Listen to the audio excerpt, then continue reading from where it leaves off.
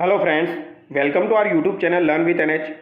आज के इस वीडियो में हम क्लास 9 की जो किताब है दोस्तों, क्लास 9 की किताब में जो भी टॉपिक्स दिए गए हैं दोस्तों, उन टॉपिक्स को हम वन लाइनर फॉर्मेट में क्वेश्चन के माध्यम से पढ़ेंगे। ठीक है, वन लाइनर फॉर्मेट में हम क्वेश्चन के माध्यम से क्लास 9 की जो बुक है उनके टॉपिक वाइज हम चीज़ों को पढ़ेंगे। ठीक है, तो ये वीडियो आप लोगों के लिए बहुत ही ज़्यादा यूजफुल होने वाला है दोस्तों। यहाँ पर हम 1857 की क्रांति भी पढ़ेंगे। ठीक है, इसके अलावा हम जो भी आंदोलन हुए हैं वो भी हम पढ़ेंगे, प्रजामंडल हम पढ़ेंगे। तो काफ़ी सारी चीज़ें यहाँ पर दी गई है, वो सभी हम यहाँ पर स्टेप बाय स्टेप पढ़ेंगे। ठीक है, क्लास 9 की जो बुक है दोस्तों, इससे जितने भी सवाल बनते हैं दोस्तों, उनको हम कम से कम 5 से 6 वीडियो में डिस्कस करेंगे। ठीक है, तो यहाँ पर 5 से 6 वीडियो क्लास 9 से रिलेटेड आने वाले हैं। इसमें आपकी क्लास 9 की जो किताब है उससे रिलेटेड जितनी भी इंपॉर्टेंट चीज़ें हैं वो आपकी कंप्लीट हो जाएगी। ठीक है, तो चलिए दोस्तों, बिना देरी के शुरू करते हैं। पहला सवाल आपकी स्क्रीन पर है। क्या कह रहा है? मराठों ने मई 1711 ईस्वी में प्रथम बार राजस्थान के किस रियासत से धन एकत्रित किया था?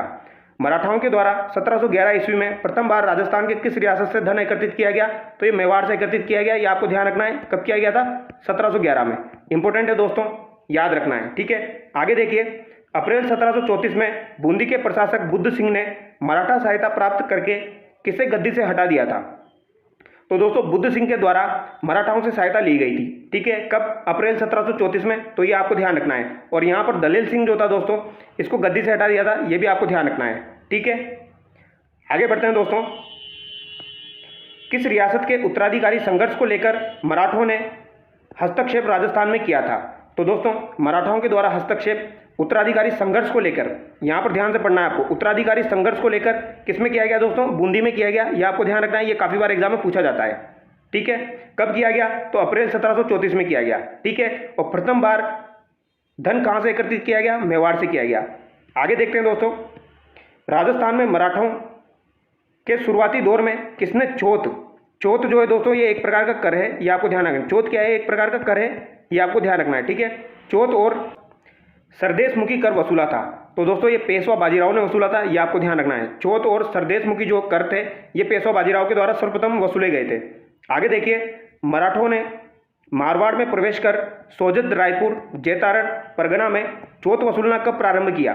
तो दोस्तों, रायपुर, जैतारण परगना जो थे, इनमें चौथ वसूलना मारवाड़ के अंदर इन्होंने 1742 में प्रारंभ किया था। ये आपको ध्यान रखना है। किसकी बात की जा रही है? मारवाड़ की बात की जा रही है। ठीक है, 1742 में इन्होंने मारवाड़ से कर वसूलना प्रारंभ किया। आगे देखिए। मराठों को राजस्थान से बाहर निकालने के लिए हुडा सम्मेलन का आयोजन कब किया, जो असफल रहा? तो दोस्तों, हुडा सम्मेलन का आयोजन कब किया गया था? तो ये 17 जुलाई 1734 को किया गया था। ये आपको ध्यान रखना है। ठीक है, इंपॉर्टेंट है, एग्जाम में पूछा जाता है। आगे देखिए। जयपुर व मराठों की सेनाओं के बीच तुंगा का युद्ध कब हुआ? तो दोस्तों, तुंगा का युद्ध जो है ये आपका जुलाई 1787 को हुआ था। ये आपको ध्यान रखना है, कब हुआ था? ये जुलाई 1787 को हुआ था। ठीक है, किस किस के मध्य? जयपुर और मराठाओं के मध्य हुआ था। इंपॉर्टेंट है, ध्यान रखना है, तुंगा का युद्ध। आगे देखिए दोस्तों। चार्ल्स मेटकॉफ के साथ राजस्थान की किस रियासत ने सर्वप्रथम 1818 की संधि की? तो दोस्तों, चार्ल्स मेटकॉफ जो थे, इन्होंने 1818 की संधियां की थी। ये आपको ध्यान रखना है। सर्वप्रथम संधि किसने की थी? तो दोस्तों, हरबख्श पाल के द्वारा की गई थी। किसके द्वारा की गई? हरबख्श पाल के द्वारा की गई थी, जो कि करौली का शासक था। तो सबसे पहले संधि किसने की दोस्तों? यहाँ पर करौली ने की। ठीक है, इसको हम कैसे याद रखते हैं दोस्तों? कोटक से याद रखते हैं, कोटक। ठीक है, कोटक बैंक होता है, तो कोटक। तो यहाँ से चलना है। सबसे पहले करौली ने संधि की, फिर उसके बाद टोंक ने संधि की, फिर उसके बाद कोटा ने संधि की। ये आपको ध्यान रखना है, करौली, टोंक और कोटा। ठीक है, आगे देखिए। 1823 में अंग्रेजों से संधि करने वाली अंतिम रियासत, तो ये सिरोही थी। ये आपको ध्यान रखना है। और यहाँ का राजा कौन था दोस्तों? शिव सिंह था। ठीक है, ये भी आपको ध्यान रखना है। शिव सिंह के द्वारा अंतिम संधि की गई थी सिरोही। अब आगे देखिए दोस्तों, यहाँ से 1857 की क्रांति शुरू हो चुकी है। ठीक है, अब यहाँ पर 1857 की क्रांति के समय जो शासक कौन कौन थे वो हम पढ़ लेते हैं। ठीक है, कोटा रियासत से शासक कौन था? राम सिंह द्वितीय था। ये आपको ध्यान रखना है। ठीक है, जोधपुर रियासत से पूछा जाए तो तख्त सिंह था। ठीक है, जोधपुर रियासत से कौन हो जाएगा? तख्त सिंह हो जाएगा, एग्जाम में पूछा जाता है। भरतपुर रियासत से 1857 के समय शासक कौन था? जसवंत सिंह था। ठीक है, जयपुर रियासत से पूछा जाए तो राम सिंह द्वितीय हो जाएगा। अगर धौलपुर रियासत से पूछा जाए दोस्तों, जो कि इंपॉर्टेंट है, काफी बार पूछा जाता है, भगवंत सिंह हो जाएगा। कौन हो जाएगा? भगवंत सिंह। बीकानेर का पूछ लिया जाए आपसे तो कौन हो जाएगा? सरदार सिंह। ठीक है, आगे देखिए दोस्तों। करौली से कौन हो जाएगा दोस्तों? करौली से आपका मदनपाल हो जाएगा। ठीक है, मदनपाल भी इंपॉर्टेंट है। बूंदी रियासत से आपका राम सिंह हो जाएगा, यानी कि जयपुर, कोटा, बूंदी से राम सिंह ही था। ठीक है, नाम राम सिंह था, बट थे अलग अलग। अलवर रियासत से आपके विनय सिंह और बन्ने सिंह हो जाएंगे। ठीक है, अलवर से कौन हो जाएगा दोस्तों? बन्ने सिंह हो जाएगा, या विनय सिंह के नाम से भी इसे जाना जाता है। आगे देखिए। जैसलमेर से कौन था? तो जैसलमेर से आपका रणजीत सिंह था, ये आपको ध्यान रखना है, ठीक है, ये इंपॉर्टेंट है, रणजीत सिंह इंपॉर्टेंट है, ठीक है।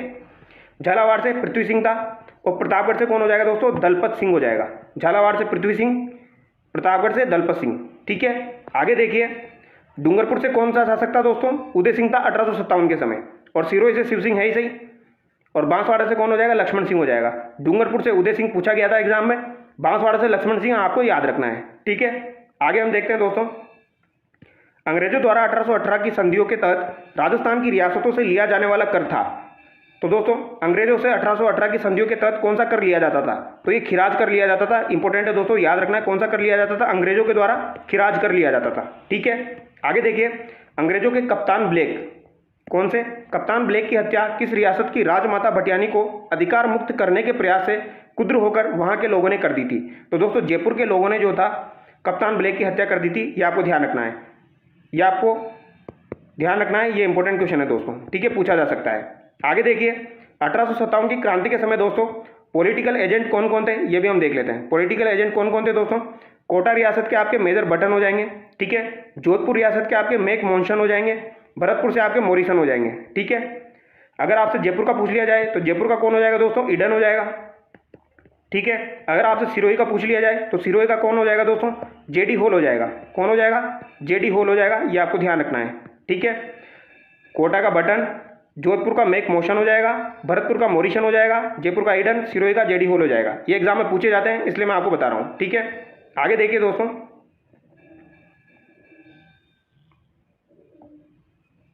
सिरोही का जेडी होल ये हमने बता ही दिया, सिरोही का जेडी होल ये हमने डिस्कस कर ही लिया, उदयपुर का सावर्स, जयपुर का ईडन।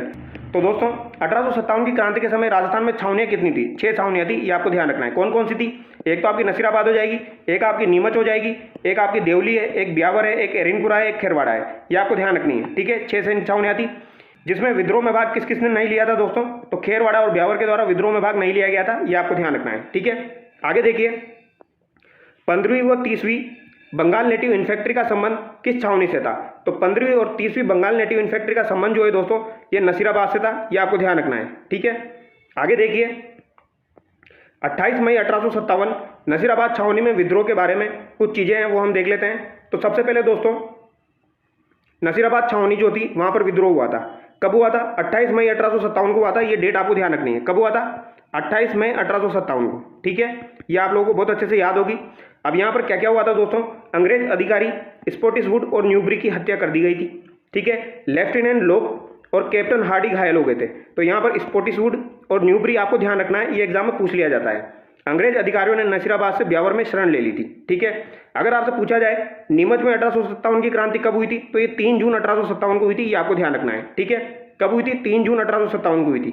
आगे देखिए, एरिनपुरा छावनी में क्रांति की शुरुआत कब हुई, एरिनपुरा छावनी के अंदर 21 अगस्त 1857 को हुई थी, ये भी इंपॉर्टेंट है, ये ध्यान रखना है, ठीक है। और नीमच में 3 जून 1857 यानी कि 28 मई को तो आपकी नसीराबाद में हुई, फिर उसके कुछ दिन बाद 3 जून को 1857 को नीमच में हो गई, फिर 21 अगस्त 1857 को एरिनपुरा में हो गई, और लगभग 15 अक्टूबर के आसपास कहाँ पर हुई थी दोस्तों, कोटा में हुई थी, ये आपको ध्यान रखना है, ठीक है। आगे देखते हैं दोस्तों, बिथोड़ा का युद्ध हुआ था, ये आपको ध्यान रखना है। बिथोड़ा का युद्ध कब हुआ था, तो ये 8 सितंबर 1857 को हुआ था, कब हुआ था, 8 सितंबर 1857 को हुआ था। बिथोड़ा का मैदान पाली जिले में स्थित है, ठीक है। कहाँ पर स्थित है, पाली जिले में। जोधपुर के महाराजा तख्त सिंह ने कुशलराज सिंघवी वो अनार सिंह के नेतृत्व में सेना भेजी थी दोस्तों, ठीक है। कुशलराज सिंघवी और अनार सिंह के नेतृत्व में सेना भेजी थी, और इधर से कौन था लड़ने वाला दोस्तों, इधर से था कुशाल सिंह चंपावत। कौन था इधर से, कुशाल सिंह चंपावत, ठीक है। तो कुशाल सिंह चंपावत ने इन्हें पराजित कर दिया था। इस युद्ध में अनार सिंह मारा गया तथा सिंघवी कुशलराज जान बचाकर भाग गया। तो यहाँ पर अनार सिंह की मृत्यु हो गई थी दोस्तों, ठीक है। यानी कि आपको कुशलराज सिंघवी और अनार सिंह ध्यान रखना है, और अनार सिंह की यहाँ पर मृत्यु हो गई और कुशलराज सिंघवी जो है ये भाग गया, ठीक है।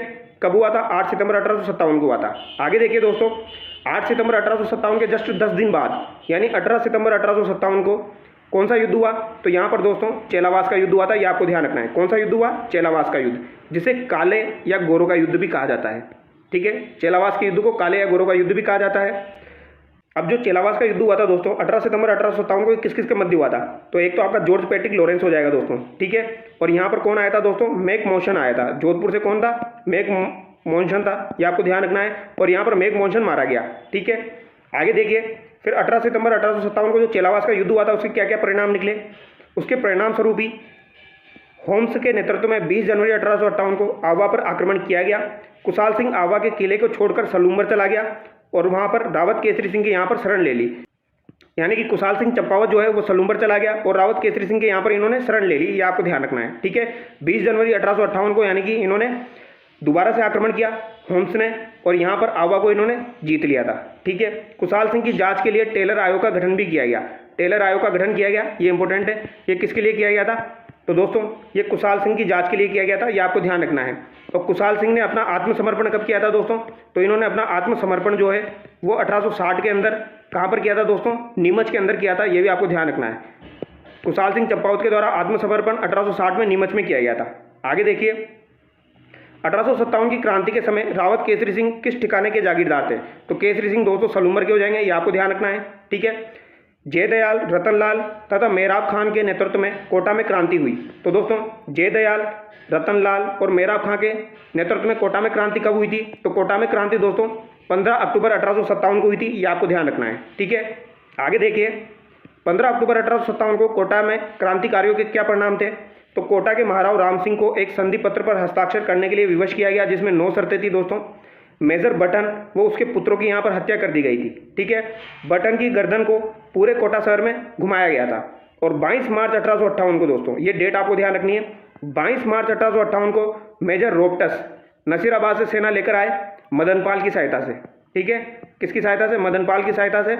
और यहाँ पर दोस्तों इन्होंने क्रांति को खत्म कर दिया 22 मार्च 1858। और जयदयाल मेहराब खां को पकड़कर यहाँ पर फांसी दे दी गई, ये आपको ध्यान रखना है, ठीक है। आगे देखिए, मेवात व गुर्जर जाति के लोगों ने कहाँ क्रांति में सहयोग किया? तो दोस्तों मेवात व गुर्जर जाति के लोगों ने भरतपुर में सहयोग किया था, ये आपको ध्यान रखना है, ठीक। आगे देखिए, 1857 की क्रांति के समय नवाब विलायत खां, मियाँ उस्मान खां, सादुल्ला खां मुगल सम्राट से मिलकर ब्रिटिश सत्ता के विरुद्ध क्रांति का षड्यंत्र रचा। इनका संबंध किस रियासत से है? तो दोस्तों कभी भी आपसे पूछा जाए विलायत खां, मियाँ उस्मान खां, सादुल्ला खां, यानी जिनके पीछे भी लगभग खां लगा हुआ है दोस्तों, तो ये जयपुर से संबंधित है, ये आपको ध्यान रखना है, ठीक है। आगे देखिए, क्रांति के समय टोंक में क्रांतिकारियों का नेतृत्व किसने किया था? ये भी एग्जाम में पूछा जाता है, तो ये आलम खां के द्वारा किया गया था। आगे देखिए, भरतपुर के किस शासक ने अंग्रेजों से संधि के बावजूद होलकर को अंग्रेजों को नहीं सौंपा था? तो दोस्तों होलकर को अंग्रेजों को नहीं सौंपा था, किसने? भरतपुर के रणजीत सिंह ने। इंपॉर्टेंट है, ध्यान रखना है, ठीक है। होलकर के बारे में इन्होंने नहीं बताया अंग्रेजों को, ये आपको ध्यान रखना है। आगे देखिए, आछो गोरा हट जा, राज भरतपुर कोरे गोरा हट जा, भरतपुर गढ़वान को बाको, किलो रे बाको, गोरा हट जा कविता का संबंध किस साहित्यकार से है? तो दोस्तों आपको इतना याद रखना है, आछो गोरा हट जा, राज भरतपुर कोरे गोरा हट जा, ये किसके द्वारा लिखी गई है? तो ये बाकीदास के द्वारा लिखी गई है, ठीक है। बाकीदास जो थे दोस्तों, तो ये मारवाड़ से संबंधित है, जोधपुर से, ठीक है। ये मानसिंह के दरबारी कवि थे, ये आपको ध्यान रखना है। बट इन्होंने भरतपुर से रिलेटेड ये कविता लिखी है, आछो गोरा हट जा, राज भरतपुर कोरे गोरा हट जा, ये आपको ध्यान रखना है, ठीक है। बाकीदास के बारे में कुछ चीज़ें हम देख लेते हैं। बाकीदास मारवाड़ के शासक मानसिंह के राजकवि व काव्यगुरु थे। आयो अंग्रेज मुल्क रे ऊपर, ये भी इंपॉर्टेंट है दोस्तों। तो आयो अंग्रेज मुल्क रे ऊपर ये किसकी रचना है? तो ये बाकीदास की रचना है, ये काफ़ी बार एग्जाम में पूछी जाती है, ठीक है। उनकी ग्रंथावली जो है दोस्तों, इनकी ग्रंथावली है बाकीदास जी की, उनको नागरी प्रचारणी सभा से 3 खंडों में प्रकाशित हो चुकी है। यानी इनकी ग्रंथावली नागरी प्रचारणी सभा से 3 खंडों में प्रकाशित हो चुकी है, ये भी ध्यान रखना है, ठीक है। आगे देखिए दोस्तों, साहित्यकार सूर्यमल मिश्रण के बारे में। सूर्यमल मिश्रण का जन्म 1815 में और मृत्यु 1868 में हुई, ठीक है। 19 अक्टूबर 1990 को 200 पैसे का डाक टिकट जारी किया गया सूर्यमल मिश्रण के ऊपर, ठीक है। मिश्रण बूंदी के राजा राम सिंह के दरबारी कवि थे, ये आपको ध्यान रखना है। किसके दरबारी कवि थे? ये राम सिंह के, ये एग्जाम में पूछा जाता है। वीर सतसई में 1857 की क्रांति का वर्णन है, ये किसकी रचना है? तो अगर आपसे पूछा जाए 1857 की क्रांति का वर्णन किसमें है दोस्तों, तो वीर सतसई में, ये आपको ध्यान रखना है। और ये किसके द्वारा लिखी गई है? ये सूर्यमल मिश्रण के द्वारा लिखी गई है। आगे देखिए, आवा युद्ध पर कविता लिखने वाले साहित्यकार थे। तो दोस्तों आवा युद्ध जो हुआ था उसके ऊपर कविता किसने लिखी थी? इंपॉर्टेंट है दोस्तों, किसने लिखी थी? तो ये आपकी कवि गिरवरदान ने लिखी थी, ये आपको ध्यान रखना है। किसने लिखी दोस्तों? गिरवरदान ने लिखी है दोस्तों, ठीक है, वरदान ने, गिरवरदान। आगे देखिए, सीकर जिले के डूंगर जी और जवाहर जी चाचा भतीजा थे, तो ये आपको सीक्वेंस से याद रखने हैं। डूंगर जी और जवाहर जी कौन थे? चाचा और भतीजा थे, ठीक है। उनमें डूंगर जी के बारे में कुछ चीज़ें देख लेते हैं। डूंगर जी जो थे दोस्तों, ये शेखावटी ब्रिगेड के रिसालदार थे, ये आपको ध्यान रखना है। डूंगर जी को उसके साले भैरू सिंह ने धोखे से पकड़वा दिया, ठीक है। डूंगर जी को आगरा दुर्ग में बंद किया गया। यानी डूंगर जी को आगरा दुर्ग में बंद किया गया था। फिर लोहट जी के द्वारा इन्हें छुड़ाया गया था, ये भी आपको ध्यान रखना है। लोहट जी जाट जो थे उनके द्वारा छुड़ाया गया था।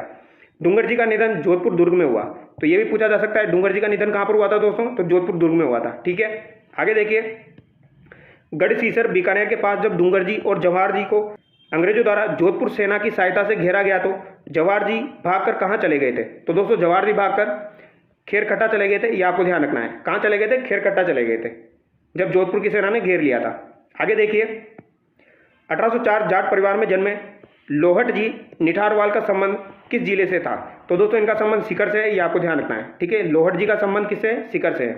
आगे हम देखेंगे दोस्तों 43, बालू नाई साकू लुहार कर्णा भील के साथ मिलकर लोटू जी निठारवाल ने आगरा दुर्ग में किसको छुड़वाया था, तो दोस्तों लोहट जी जाट के द्वारा और कर्णा भील, साकू लुहार और बालू नाई की सहायता से इन्होंने डूंगर जी को छुड़वाया था आगरा की जेल से, ये आपको ध्यान रखना है, ये पूछा जाता है। ठीक है, 1857 की क्रांति के प्रथम शहीद राजस्थान के मंगल पांडे अमरचंद भाटिया का संबंध किस जिले से है, तो दोस्तों राजस्थान के प्रथम शहीद 1857 की क्रांति के कौन थे, तो अमरचंद भाटिया थे, ये आपको ध्यान रखना है।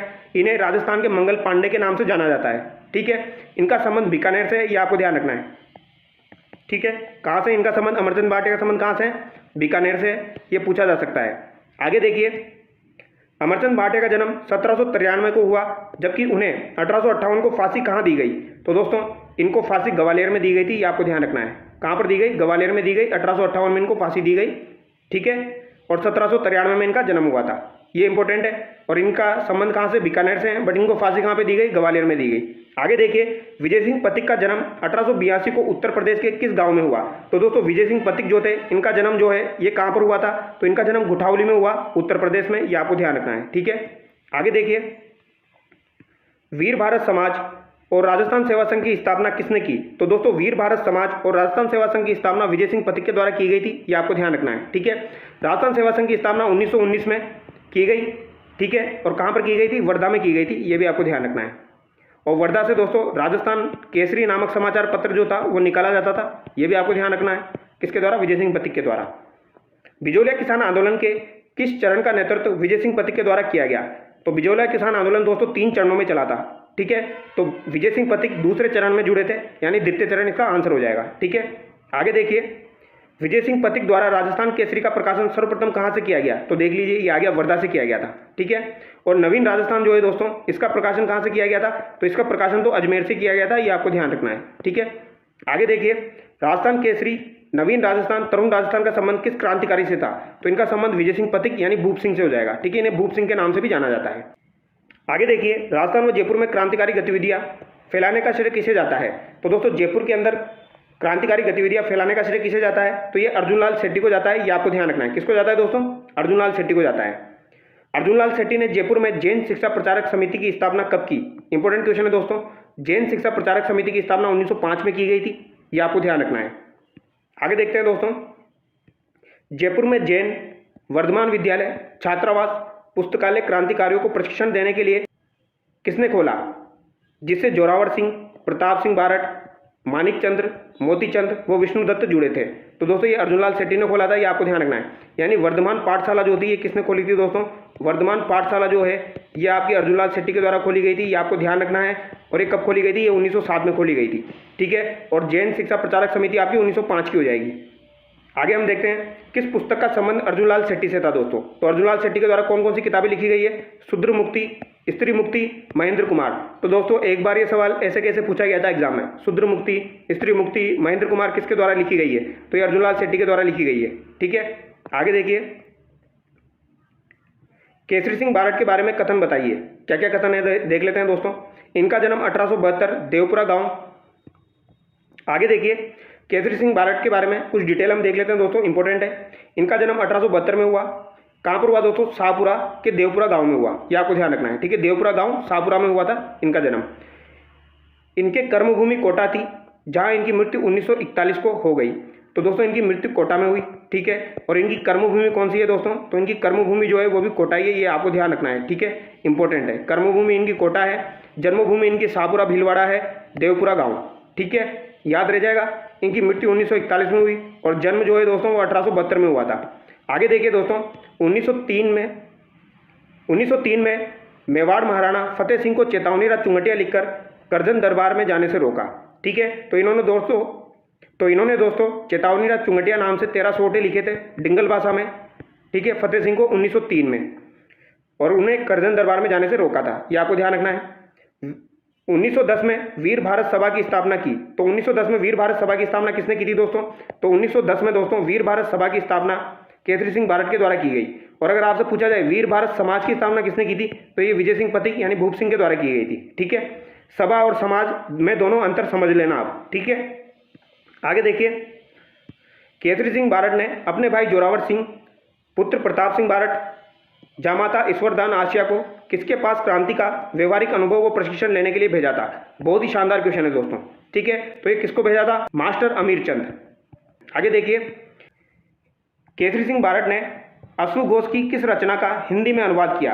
तो दोस्तों अश्रुघोष के द्वारा बुद्ध चरित्र लिखी गई थी, इसका केसरी सिंह बारट के द्वारा हिंदी में अनुवाद किया गया, ये आपको ध्यान रखना है। ठीक है, अश्रुघोष की पुस्तक है बुद्ध चरित्र, और इसका हिंदी में अनुवाद किसने किया? केसरी सिंह बारट के द्वारा किया गया। भारत में एकमात्र केसरी सिंह बारट ऐसा क्रांतिकारी था जिन्होंने भारत माता की दास्ता की श्रृंखलाओं को काटने के लिए अपने समस्त परिवार को स्वतंत्रता के युद्ध में झोंक दिया। ये कथन किसका था दोस्तों? तो ये कथन रास बिहारी बोस का था, ये आपको ध्यान रखना है। किसका था? ये रास बिहारी बोस का था, ये आपको ध्यान रखना है। ठीक है, आगे देखते हैं दोस्तों, प्रताप चरित्र, दुर्गादास चरित्र, रूटी रानी, जसवंत चरित्र, राज सिंह चरित्र, कुसुमांजलि नामक ग्रंथ किसने लिखे? तो दोस्तों प्रताप चरित्र, दुर्गादास चरित्र, रूटी रानी बहुत ही ज़्यादा इंपॉर्टेंट है, जसवंत चरित्र, राज सिंह चरित्र, ये सब किसके द्वारा लिखे गए? ये सब किसके द्वारा लिखे गए? तो ये सब केसरी सिंह बारट के द्वारा लिखे गए हैं। ठीक है, आगे देखिए, 1912 में जोधपुर के महंत प्यारेलाल की हत्याकांड में केसरी सिंह बारट को किस जेल में 20 वर्ष की सजा दी गई?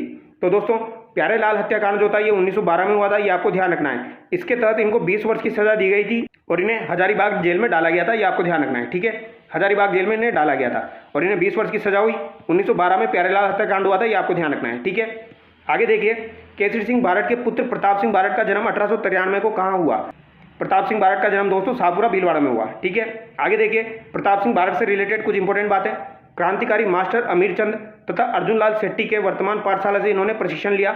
अमीरचंद भी आपको ध्यान रखना है। ठीक है, बनारस कांड में गिरफ्तार कर बरेली जेल में 5 वर्ष की सजा दी गई। तो दोस्तों बनारस कांड जो हुआ था उसमें इन्हें बरेली जेल में डाला गया और 5 वर्ष की सजा सुनाई गई। यानी कि अगर आपसे पूछा जाए तो केसरी सिंह बारट का संबंध तो किससे है दोस्तों? हजारीबाग जेल से है। ठीक है, और अगर आपसे पूछ लिया जाए प्रताप सिंह बारट का संबंध कौन सी जेल से है, तो बरेली जेल से। इसी तरीके से क्वेश्चन एग्जाम में पूछे जाते हैं। आगे देखिए, 1918 में 22 वर्ष की आयु में ये शहीद हो गए, ये आपको ध्यान रखना है। ठीक है, 22 वर्ष की आयु में मात्र ये शहीद हो गए थे 1918 में। आगे देखिए दोस्तों, मेरी माँ रोती है तो उसे रोने दो, जिसे सैकड़ों माताओं को न रोना पड़े। यदि मैंने दिल का भेद खोल दिया तो यह मेरी वास्तविक मृत्यु होगी और मेरी माता पर अमिट कलंक लगेगा। यह वाक्य अंग्रेज अधिकारी क्लीवलैंड से किसने कहे? तो दोस्तों ये प्रताप सिंह बारट ने कहे थे। किससे कहे थे? क्लीवलैंड से कहे थे। क्लीवलैंड के द्वारा प्रताप सिंह बारट के ऊपर कहा गया था दोस्तों, मैंने आज तक ऐसा इंसान नहीं देखा। ये किसने कहा था? ये क्लीवलैंड ने कहा था। ठीक है, तो ये प्रताप सिंह बारट जो है इनके द्वारा कही गई थी। इंपॉर्टेंट बात है, एग्जाम में पूछी जाती है। आगे देखिए, राजस्थान के किस रियासत के राजा ने प्रताप सिंह बारट के आगमन पर प्रतिबंध लगा दिया था? तो दोस्तों बीकानेर के जो राजा थे उन्होंने प्रताप सिंह बारट के आगमन पर प्रतिबंध लगा दिया था, ये आपको ध्यान रखना है। ठीक है, ये पूछा जा सकता है। आगे देखिए, राजस्थान के जतिनदास बाल मुकुंद बिस्सा का जन्म 1908 को कहाँ हुआ? तो दोस्तों बाल मुकुंद बिस्सा का जन्म जो था, इनका जन्म डिडवाना के पीपलवा गांव में हुआ, ये आपको ध्यान रखना है। कहाँ पर हुआ? डिडवाना के पीपलवा गांव में हुआ बाल मुकुंद बिस्सा का जन्म। इन्हें राजस्थान का जतिनदास कहा जाता है। ठीक है, बाल मुकुंद बिस्सा के द्वारा दोस्तों चरखा संघ और खदर भंडार की स्थापना कहाँ पर की गई? नागौर में की गई, ये आपको ध्यान रखना है। ठीक है, कहाँ पर की गई? नागौर में की गई। याद रह जाएगा, चरखा संघ और खदर भंडार की स्थापना किसने की थी? तो ये बाल मुकुंद बिस्सा के द्वारा नागौर में की गई। आगे देखिए, जोधपुर में भूख हड़ताल के दौरान बाल मुकुंद बिस्सा की मृत्यु कब हुई? तो दोस्तों बाल मुकुंद बिस्सा की मृत्यु 19 जून 1942 को हुई थी। ये आपको ध्यान रखना है। किस वजह से हुई थी? भूख हड़ताल के कारण हुई थी। तो क्वेश्चन इसी तरीके से एग्जाम में पूछा जाता है, भूख हड़ताल के कारण किसकी मृत्यु हुई थी? तो बाल मुकुंद बिस्सा की। कब हुई थी? 19 जून 1942 को। ठीक है, आगे देखिए, सागरमल घोपा का संबंध किस रियासत से था? तो सागरमल घोपा का संबंध दोस्तों जैसलमेर रियासत से था। ठीक है, आगे देखिए, आज़ादी के दीवाने रघुनाथ सिंह का मुकदमा जैसलमेर में गुंडाराज पुस्तकों का संबंध किस क्रांतिकारी से था? तो इनका संबंध सागरमल घोपा से है, ये आपको ध्यान रखना है। ठीक है, आज़ादी के दीवाने, रघुनाथ सिंह का मुकदमा, जैसलमेर का गुंडाराज। ठीक है, ये तीनों एग्जाम में पूछे जाते हैं। सागरमल घोपा के बारे में कुछ चीज़ें हम देख लेते हैं। इनका जन्म 3 नवंबर 1900 को जैसलमेर में हुआ। इन्होंने जैसलमेर के तत्काल महारावल जवाहर सिंह के अत्याचारों का विरोध किया, यानी कि इन्होंने जवाहर सिंह के अत्याचारों का विरोध किया था।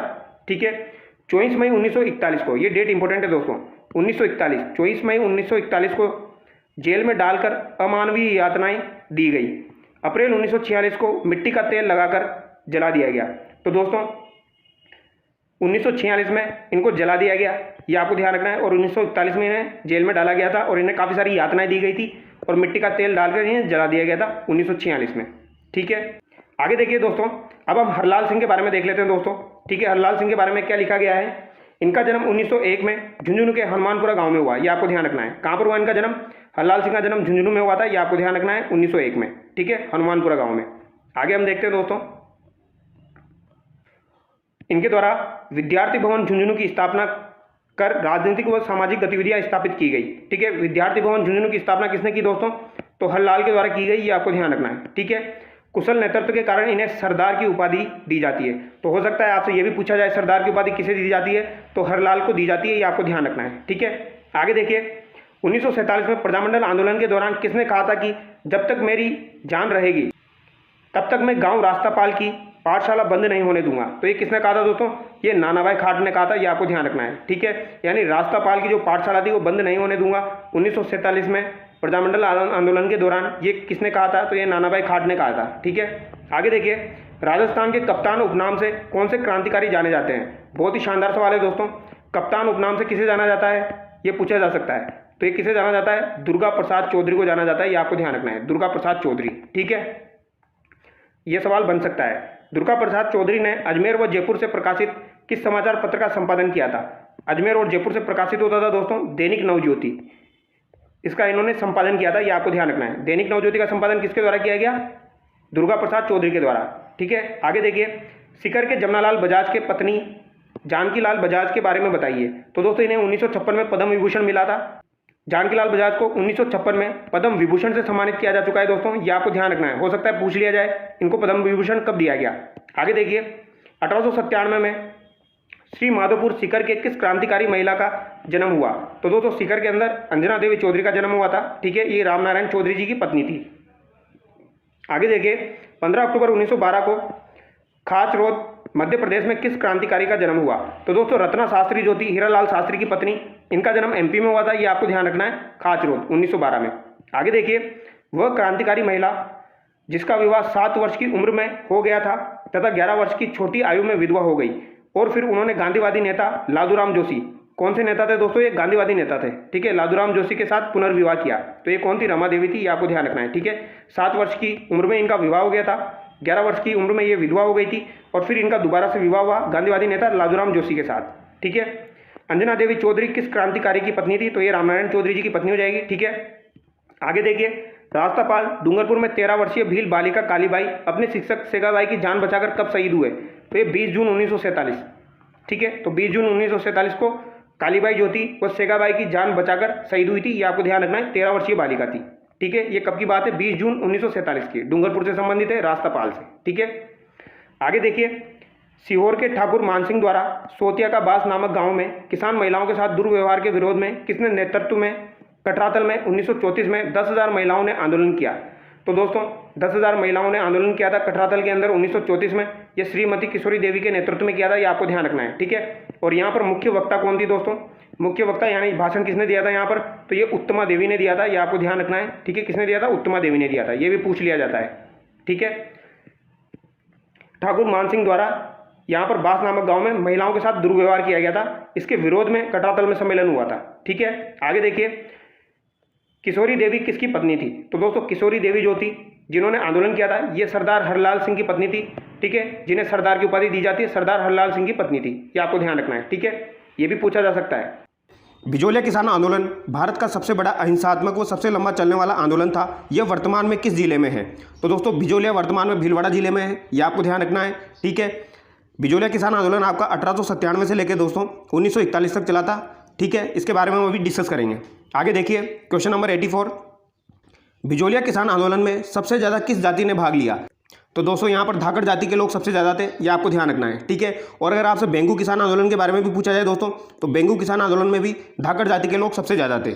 आगे देखिए 85, 1894 में भिजोलिया के ठिकानेदार की मृत्यु हो गई थी। उसके बाद भिजोलिया ठिकाने पर करों में वृद्धि हुई। यानी कि भिजोलिया के किस ठिकानेदार की मृत्यु होने के बाद भिजोलिया के ठिकानों में करों में वृद्धि की गई? तो ये गोविंददास की मृत्यु के बाद की गई थी दोस्तों। ठीक है, जब गोविंददास की मृत्यु हो गई थी तो यहाँ पर कर बढ़ाया गया था। ये आपको ध्यान रखना है, ये एक सवाल आपका एग्जाम में पूछा जा सकता है। आगे देखिए, भिजोलिया किसान आंदोलन कितने चरणों में चला? तो दोस्तों ये 3 चरणों में चला था, ये आपको ध्यान रखना है। आगे देखिए, 1921 में बेंगू किसान आंदोलन का नेतृत्व किसने किया?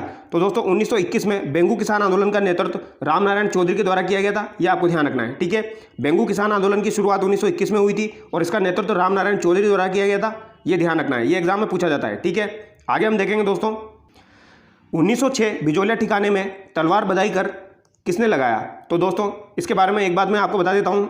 सबसे पहले 1903 में राव कृष्ण सिंह के द्वारा दोस्तों कौन सा कर लगाया गया था? चौहरी कर लगाया गया था, ये आपको ध्यान रखना है। ठीक है, चौहरी कर लगाया गया था कृष्ण सिंह के द्वारा 1903 में। कितने रुपए का? 5 रुपये का, ये आपको ध्यान रखना है। ठीक है, और जब कृष्ण सिंह का बेटा हुआ दोस्तों, क्या नाम था? पृथ्वी सिंह। ठीक है, कृष्ण सिंह की 1906 में मृत्यु हो गई, तो पृथ्वी सिंह जो था इसने 1906 में तलवार बंधाई कर लगाया, ये आपको ध्यान रखना है। कौन सा कर लगाया? तलवार बंधाई कर। ठीक है, ये आपको ध्यान रखना है। तो यहाँ पर किसके बारे में पूछा गया है? तलवार बंधाई के बारे में पूछा गया है। तो यहाँ पर किसने लगाया था? तो ये पृथ्वी सिंह के द्वारा लगाया गया था, ये आपको ध्यान रखना है। ठीक है, 1897 में लाख बाग करों के विरोध में मृत्यु भोज पर किस गांव में एकत्रित हुए थे? तो लाख बाग करों के विरोध में मृत्यु भोज पर किस गांव में एकत्रित हुए थे 1897 में? तो ये गिरधरपुरा में एकत्रित हुए थे, ये आपको ध्यान रखना है। ठीक है, आगे देखिए, भिजोलिया किसान आंदोलन 3 चरणों में हुआ, इनका क्रम है। तो दोस्तों ये 3 चरणों में हुआ था भिजोलिया किसान आंदोलन। तो पहला चरण जो हो जाएगा आपका, प्रथम चरण 1897 से लेकर 1915 साधु सीताराम दास। ठीक है, साधु सीताराम दास के द्वारा प्रथम चरण का नेतृत्व किया गया था, ये आपको ध्यान रखना है।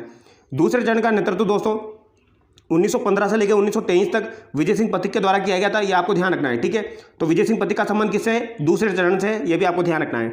और तीसरा चरण जो है दोस्तों आपका, ये 1923 से, यहाँ पर 23 है दोस्तों, 1923 से 1941 माणिक्यलाल वर्मा के द्वारा किया गया। और साथ ही साथ यहाँ पर जमनालाल बजाज ने भी नेतृत्व किया था दोस्तों। किसने? जमनालाल बजाज, ये भी आपको ध्यान रखना है। ठीक है, जमनालाल बजाज के द्वारा भी यहाँ पर नेतृत्व किया गया था तीसरे चरण का। ठीक है, आगे हम देखेंगे 1906, ये दोस्तों 1906 पृथ्वी सिंह ने तलवार बंधाई कर लगाया, यह था। तो दोस्तों तलवार बंधाई कर जो था ये एक प्रकार का उत्तराधिकारी कर था, ये आपको ध्यान रखना है। ठीक है, उत्तराधिकारी शुल्क था। आगे देखिए, राव कृष्ण सिंह ने 1903 में 5 रुपये चौहरी कर लगाया था, यह था। तो दोस्तों ये पुत्र के विवाह पर कर था। चौहरी कर क्या था? पुत्र के विवाह पर था। और तलवार बंधाई आपका क्या हो जाएगा? उत्तराधिकारी कर हो जाएगा। ठीक है, आगे देखिए, बरठ क्षेत्र में बूंदी किसान आंदोलन का नेतृत्व किसने किया? तो दोस्तों बरठ क्षेत्र के अंदर बूंदी किसान आंदोलन का नेतृत्व नैनूराम शर्मा के द्वारा किया गया था, यह आपको ध्यान रखना है। इनका संबंध कोटा प्रजामंडल से, ये भी आपको ध्यान रखना है। आगे देखिए, 2 अप्रैल 1923 को, तो ये डेट आपको ध्यान रखनी है दोस्तों। कब? 2 अप्रैल 1923 को डाबी गांव में नानक जी भील व देवीलाल गुज्जर शहीद हो गए। इनका संबंध किस किसान आंदोलन से था?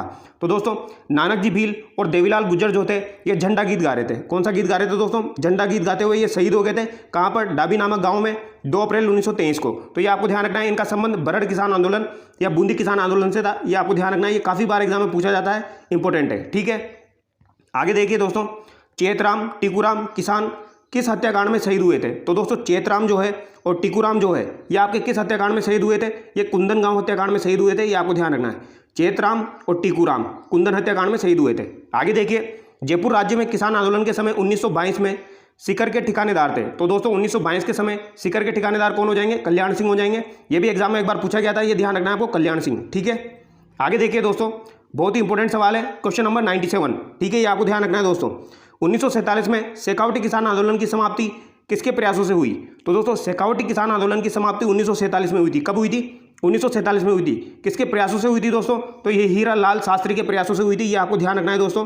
ये अभी आपके आरपीएससी के एग्जाम में पूछा गया था, तो ये आपको ध्यान रखना है। ठीक है, आगे देखिए, 1914 में ठिकानेदार पृथ्वी सिंह की मृत्यु के बाद ठिकानेदार कौन बना जो अल्पवयस्क था, जिस कारण जागीरी प्रशासन कोर्ट ऑफ वर्ड्स महाराणा के नियंत्रण में चला गया? तो दोस्तों सबसे पहले आपका 1903 में तो कृष्ण सिंह था, फिर 1906 में आपका कौन बना?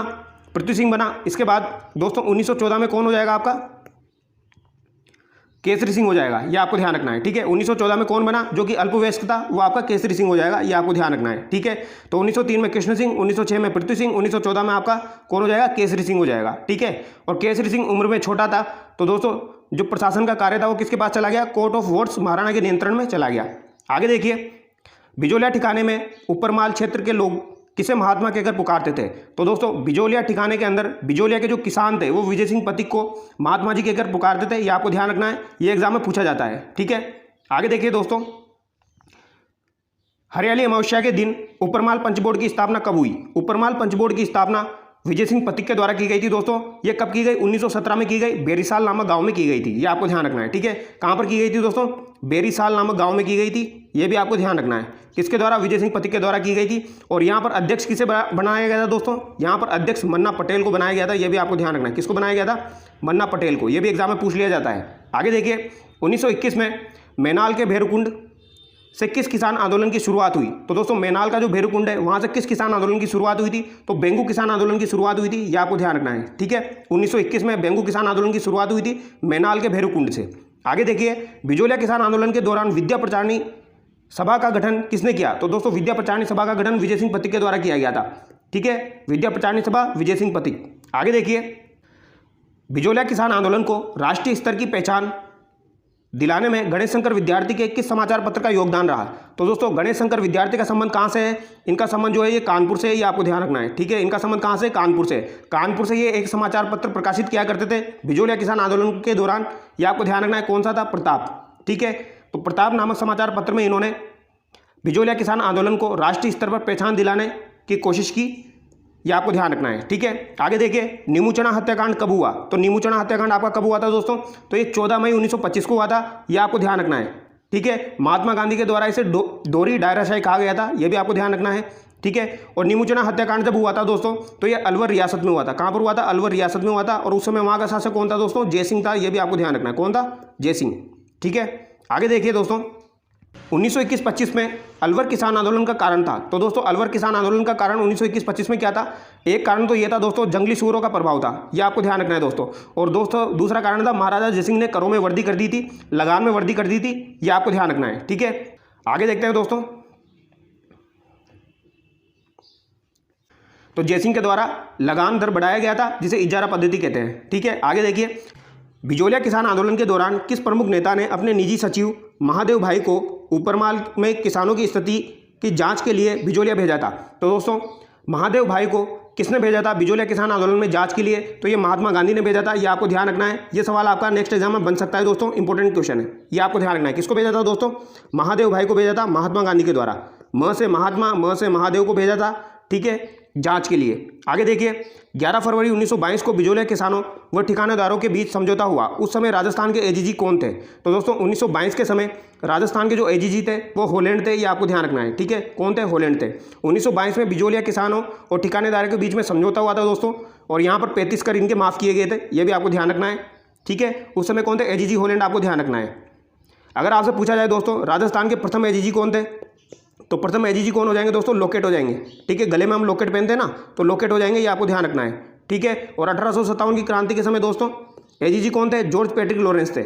आगे देखिए, 1922 में समझौते के तहत बिजोलिया ठिकाने के कितने कर समाप्त कर दिए थे? तो दोस्तों यहाँ पर 35 कर समाप्त कर दिए थे। ये आपको ध्यान रखना है। ठीक है, 1941 में बिजोलिया किसान आंदोलन समाप्त हो गया। इसके बारे में कुछ चर्चा हम कर लेते हैं। इस समय बिजोलिया किसान आंदोलन का नेतृत्व माणिक्यलाल वर्मा कर रहे थे। 1941 के समय इसका नेतृत्व माणिक्यलाल वर्मा कर रहे थे। ठीक है, इस समय मेवाड़ के दीवान विजय राघवाचार्य वो राजस्व मंत्री डॉक्टर मोहन सिंह मेहता थे। ठीक है, ये आपको ध्यान रखना है। यहाँ के दीवान कौन थे दोस्तों? राघवाचार्य थे। ये आपको ध्यान रखना है, कौन थे दोस्तों? राघवाचार्य। ये इंपॉर्टेंट है दोस्तों, ये काफ़ी बार एग्जाम में पूछा जाता है। उदयपुर या मेवाड़ के कौन हो जाएंगे? दीवान राघवाचार्य हो जाएंगे। और राजस्व मंत्री कौन थे? मोहन सिंह मेहता थे। ये भी आपको ध्यान रखना है। ठीक है, ये भी एग्जाम में पूछा जा सकता है। अगर आपसे पूछा जाए दोस्तों बीकानेर के कौन थे, तो बीकानेर की पन्नी थी दोस्तों। कौन थे? बीकानेर की पन्नी, यानी पन्नेकर। ठीक है, ये आपको ध्यान रखना है, पन्नेकर थे बीकानेर के। और अगर आपसे पूछा जाए दोस्तों वीटी कृष्णाचारी कहाँ के थे, तो वीटी कृष्णाचारी जो थे ये कहाँ के थे, ये आप मुझे कॉमेंट करके बताएंगे। ठीक है, आगे देखिए, 44 वर्ष तक चलने वाला यह आंदोलन समाप्त हो गया। कब? 1941 में। गोविंद निवास गांव के नारायण जी पटेल का संबंध किस आंदोलन से था? तो दोस्तों नारायण जी पटेल, या आपसे पूछा जाए ठाकरे जी पटेल, इनका संबंध किससे था? ठाकरे जी पटेल। ठीक है, या फिर आपसे पूछा जाए दोस्तों तुलसा भील का संबंध किससे था? ठाकरे जी पटेल का संबंध किससे था? नारायण जी पटेल का संबंध किससे था? तो बिजोलिया किसान आंदोलन से था। यह आपको ध्यान रखना है। ठीक है, बेंगू किसान आंदोलन के तहत 1923 में शहीद हुए किसान थे। तो दोस्तों बेंगू किसान आंदोलन में कौन शहीद हुए थे? तो रूपाजी और कृपाजी शहीद हुए थे 1923 के समय में। ये आपको ध्यान रखना है, ठीक है। रूपाजी हो जाएंगे और कृपाजी हो जाएंगे। और दोस्तों मैंने अभी आपको बताया था नानक जी भील और देवीलाल गुर्जर किससे संबंधित है? वो आपके बूंदी किसान आंदोलन से संबंधित है। ये आपको ध्यान रखना है, बरड़ किसान आंदोलन से। और ये आपके किसके हो जाएंगे? ये आपके बेंगू किसान आंदोलन से हो जाएंगे। कोई कंफ्यूजन नहीं होना चाहिए, ठीक है। बेंगू किसान आंदोलन के दौरान हुए समझौते को बोल्शेविक समझौते की संज्ञा दी गई। यह किनके बीच हुआ? तो दोस्तों बेंगू किसान आंदोलन के तहत एक समझौता हुआ था जिसे बोल्शेविक समझौता कहा गया। ये आपको ध्यान रखना है। क्या कहा गया? बोल्शेविक समझौता कहा गया। बेंगू किसान आंदोलन के दौरान हुआ था, ठीक है। ये किस किस के मध्य हुआ था? तो ये ठाकुर अनूप सिंह और राजस्थान सेवा संघ के मध्य हुआ था। ये आपको ध्यान रखना है। ठाकुर अनूप सिंह के मध्य और राजस्थान सेवा संघ के मध्य हुआ था। ये इंपॉर्टेंट है दोस्तों, पूछा जा सकता है, ठीक है। आगे देखिए दोस्तों, भरतपुर किसान आंदोलन के बारे में हम देख लेते हैं। 1931 में भरतपुर में नया भूमि बंदोबस्त लागू कर करों में वृद्धि की गई। तो दोस्तों 1931 में भरतपुर के अंदर भूमि बंदोबस्त लागू किया गया और वहां पर करों में वृद्धि कर दी गई, ठीक है। आंदोलन का नेतृत्व 23 नवंबर 1931 को, कब दोस्तों? 23 नवंबर 1931 को भोजी लंबरदार ने किया। यह आपको ध्यान रखना है। किसने किया? भोजी लंबरदार ने किया। इंपॉर्टेंट है दोस्तों, ये पूछा जाता है। नवंबर 1931 में भोजी लंबरदार के गिरफ्तार होने के साथ आंदोलन समाप्त हो गया। तो भोजी लंबरदार को गिरफ्तार कर लिया गया और आंदोलन समाप्त हो गया। यह आपको ध्यान रखना है, ठीक है। तो भोजी लंबरदार का संबंध भरतपुर से है और 1931 के समय दोस्तों यहाँ पर यह घटना घटी थी। यह आपको ध्यान रखना है, ठीक है। आगे देखिए, अलवर में मेव किसान आंदोलन का नेतृत्व किसने किया? तो अलवर के अंदर मेव किसान आंदोलन का नेतृत्व दोस्तों यासीन खान के द्वारा किया गया था। यह भी एग्जाम में पूछा जाता है, ध्यान रखना है, ठीक है। मेव किसान आंदोलन का नेतृत्व यासीन खान ने किया था। आगे देखिए, महात्मा गांधी ने किस हत्याकांड को जलियांवाला बाग हत्याकांड की दोहरी डायराशाही की संज्ञा दी? तो दोस्तों नीमूचना का हत्याकांड 14 मई 1925 को हुआ था। उसे ही महात्मा गांधी के द्वारा दोहरी डायराशाही कहा गया है। यह आपको ध्यान रखना है, ठीक है। आगे देखिए, अलवर भरतपुर क्षेत्र में किसने 1932 में अंजुमन खादिल उल इस्लाम नामक संस्था स्थापित करके मेव आंदोलन को संगठित किया? बहुत ही ज़्यादा इंपॉर्टेंट है दोस्तों। एक सवाल तो आपसे ये पूछा जाता है, अंजुमन खादिल उल इस्लाम की स्थापना कहाँ पर की गई? तो दोस्तों इसकी स्थापना अलवर में की गई। ये आपको ध्यान रखना है। कब की गई? 1932 में की गई। ये भी इंपॉर्टेंट है, ठीक है। और यहाँ पर किसने संगठित किया था? तो मोहम्मद हाडी ने संगठित किया था। ये भी आपको ध्यान रखना है। किसने संगठित किया है यहाँ पर? मोहम्मद हाडी। तो ये मोहम्मद हाडी भी एग्जाम में पूछा जाता है। एक तो आपको मोहम्मद हाडी ध्यान रखना है और एक आपको क्या ध्यान रखना है दोस्तों? एक आपको यासीन खान ध्यान रखना है, ठीक है। ये दोनों मेव किसान आंदोलन से संबंधित है। आगे देखिए, किस किसान आंदोलन की गूंज केंद्रीय असेंबली व ब्रिटेन के हाउस ऑफ कॉमन्स में गूंजी? सीकर किसान आंदोलन। तो दोस्तों सीकर किसान आंदोलन एकमात्र ऐसा किसान आंदोलन था जिसकी चर्चा जो है वो आपकी दोस्तों ब्रिटेन में हुई थी, हाउस ऑफ कॉमन्स में। ये आपको ध्यान रखना है, ठीक है। सीकर किसान आंदोलन की चर्चा ब्रिटेन के अंदर हाउस ऑफ कॉमन्स में हुई थी। आगे हम देखेंगे दोस्तों, धापी दादी व किशोरी देवी का संबंध किस किसान आंदोलन से था? तो दोस्तों धापी दादी जो है और किशोरी देवी जो है इनका संबंध सीकर किसान आंदोलन से हो जाएगा। ये आपको ध्यान रखना है। किशोरी देवी जो थी ये तो कटरातल सम्मेलन से संबंधित है दोस्तों। ये आपको ध्यान रखना है, ठीक है। वहाँ पर इन्होंने कटरातल सम्मेलन का नेतृत्व किया था किशोरी देवी ने और वहाँ पर मुख्य वक्ता कौन थी दोस्तों? उत्तमा देवी थी। धापी दादी जो है इनका संबंध भी सीकर किसान आंदोलन से है। ये भी आपको ध्यान रखना है, ठीक है। आगे देखिए, सीकर में 20 से 29 जनवरी को किस वर्ष विशाल जाट प्रजापति महायज्ञ का आयोजन किया गया? तो दोस्तों सीकर के अंदर जाट प्रजापति महायज्ञ का आयोजन किस वर्ष किया गया? 1934 में किया गया। ये भी एग्जाम में पूछा जाता है। कब किया गया दोस्तों? 1934 में जाट महायज्ञ का आयोजन सीकर के अंदर। आगे देखिए, 1937 में उदरासर बीकानेर में लाग बाग के विरुद्ध आवाज़ उठाने वाले नेता थे। तो दोस्तों बीकानेर में लाग बाग के विरुद्ध आवाज़ किसने उठाई थी? तो ये जीवन चौधरी ने उठाई थी। ये आपको ध्यान रखना है, ठीक है। जीवन चौधरी बीकानेर के अंदर लाग बाग के विरुद्ध आवाज़ उठाई थी 1937 में। आगे देखिए, दूधवा खारा किसान आंदोलन के प्रमुख नेता जिन्हें बीकानेर महाराजा श्री गंगानगर में 100 मुरब्बे जमीन देने की पेशकश की थी लेकिन उन्होंने स्वीकार नहीं किया। तो दोस्तों इनको 100 मुरब्बे जमीन देने की पेशकश की गई थी, फिर भी इन्होंने उसे स्वीकार नहीं किया। ये कौन थे? आपके हनुमान सिंह थे। ये आपको ध्यान रखना है। कौन थे दोस्तों? हनुमान सिंह। और इनका संबंध किससे है? दूधवा खारा किसान आंदोलन से है, ठीक है। ये आपको ध्यान रखना है। हनुमान सिंह का संबंध किससे हो जाएगा दोस्तों? दूधवा खारा किसान आंदोलन से हो जाएगा। ये आपको ध्यान रखना है, ठीक है। आगे देखिए, जुलाई 1946 में बीकानेर प्रजा परिषद के सम्मेलन में रायसिंह नगर में किसान शहीद हो गए। तो दोस्तों बीकानेर प्रजा परिषद में 1946 के अंदर जुलाई 1946 में बीरबल सिंह शहीद हो गए थे दोस्तों। तो यहाँ पर बीरबल दिवस मनाया जाता है। कौन सा दिवस मनाया जाता है? बीरबल दिवस मनाया जाता है बीकानेर में। यह भी आपको ध्यान रखना है, जुलाई 1946 में, ठीक है। आगे देखिए, हनुमानगढ़ में नियुक्त मुंसिफ मजिस्ट्रेट जिन्होंने राजनीतिक जन जागरण में आकर सरकारी नौकरी छोड़ दी थी। तो दोस्तों हनुमानगढ़ में नियुक्त मुंसिफ मजिस्ट्रेट थे, उन्होंने राजनीतिक जन जागरण में आने की वजह से सरकारी नौकरी छोड़ दी थी। तो ये कौन थे आपके? ये आपके हरदत्त सिंह चौधरी थे। कौन थे? हरदत्त सिंह चौधरी। ये आपको ध्यान रखना है। कौन हो जाएंगे दोस्तों? हरदत्त सिंह चौधरी, ठीक है। आगे देखिए, बीकानेर किसान आंदोलनों नेताओं में प्रमुख जिन्होंने किसान यूनियन क्यों पुस्तक लिखी थी। तो दोस्तों बहुत ही ज़्यादा इंपॉर्टेंट क्वेश्चन है, किसान यूनियन क्यों किसके द्वारा लिखी गई, तो ये कुंभाराम आर्य के द्वारा लिखी गई थी। किसान यूनियन क्यों कुंभाराम आर्य के द्वारा लिखी गई, ये बहुत ही ज़्यादा इंपॉर्टेंट है, काफ़ी बार एग्जाम में पूछी जाती है। ठीक है, आप खुद से सवाल पूछिए, किसान यूनियन क्यों किसने लिखी, कुंभाराम आर्य ने लिखी थी। ठीक है, मारवाड़ लोक परिषद की स्थापना कब हुई, तो दोस्तों मारवाड़ लोक परिषद की स्थापना मई 1938 में हुई थी, ये आपको ध्यान रखना है। ठीक है, कब हुई थी, मई 1938 में हुई थी। काफ़ी बार एग्जाम में पूछा जाता है, मारवाड़ लोक परिषद की स्थापना मई 1938 में हुई। ठीक है, और इसका अधिवेशन 1942 में हुआ था दोस्तों। ठीक है, रणछोड़ दास गट्टानी के द्वारा इसका नेतृत्व किया गया था। ठीक है, आगे देखिए, डाबरा डिडवाना हत्याकांड कब हुआ, तो ये 13 मार्च 1947 को हुआ। डाबरा कहाँ पर है दोस्तों, ड से डाबरा, ड से डिडवाना। ठीक है, हत्याकांड कहाँ हुआ, तो 13 मार्च 1947 में हुआ, ये आपको ध्यान रखना है। ठीक है, कब हुआ, 13 मार्च 1947 को, ये डेट एग्जाम में पूछी जाती है। मोतीलाल चौधरी का संबंध किस किसान आंदोलन से था, तो मोतीलाल चौधरी का संबंध मारवाड़ किसान आंदोलन से है, ये आपको ध्यान रखना है। ठीक है, आगे देखिए, तसीमो कांड का संबंध किस रियासत से था, तो दोस्तों तसीमो कांड का संबंध जो है ये आपका धौलपुर रियासत से है, ये भी काफ़ी बार एग्जाम में पूछा जाता है, ये भी आपको ध्यान रखना है। ठीक है, आगे देखिए, राधा कृष्ण बोरा, किशन लाल शाह, CR चौपासनीवाला, मथुरादास माथुर, द्वारकादास पुरोहित, मोतीलाल चौधरी, मीठालाल, विजय शंकर का संबंध किस किसान आंदोलन से था, तो इनका संबंध भी दोस्तों मारवाड़ किसान आंदोलन से है, जिसमें आपको चौपासनीवाला दोस्तों स्पेशली ध्यान रखना है, ये काफ़ी बार पूछा जाता है। ठीक है, आगे देखिए दोस्तों, 1942 चंद्रावल गांव, तो दोस्तों चंदावल की घटना जो है ये आपकी कब हुई थी, तो चंदावल की घटना आपकी मार्च 1942 में हुई थी, ये डेट भी आपको ध्यान रखनी है। ठीक है, तो 1942 चंद्रावल गांव में उत्तरदायी शासन दिवस बनाने के समय मीठालाल, विजय शंकर, अन्य किसान घायल हो गए, इनका संबंध किस लोक परिषद से था, तो इनका संबंध मारवाड़ लोक परिषद से है, ये हमने अभी ऊपर देख लिया, मीठालाल और विजय शंकर। ठीक है, मेर विद्रोह को दबाने के लिए मारवाड़ बटालियन की स्थापना कब, वो मुख्यालय कहाँ बनाया गया, तो दोस्तों मेर विद्रोह को दबाने के लिए, किसको, मेर विद्रोह को दबाने के लिए मारवाड़ा बटालियन की स्थापना 1822 में ब्यावर में की गई, ये आपको ध्यान रखना है। ठीक है, मेरवाड़ा मारवाड़ा बटालियन की स्थापना 1822 ब्यावर में की गई, ये आपको ध्यान रखना है। ठीक है, ये भी एग्जाम में पूछी जाती है। आगे देखिए, 1818 से 1824 के बीच अजमेर का झाग क्षेत्र, कौन सा दोस्तों, अजमेर का झाग क्षेत्र किस जाति के विद्रोह के लिए चर्चा में रहा, तो अजमेर का झाग क्षेत्र जो था दोस्तों ये मेर जाति के लिए चर्चा में रहा था, ये आपको ध्यान रखना है। मेर जाति ने यहाँ पर विद्रोह कर दिया था, इसलिए झाग क्षेत्र चर्चा में रहा।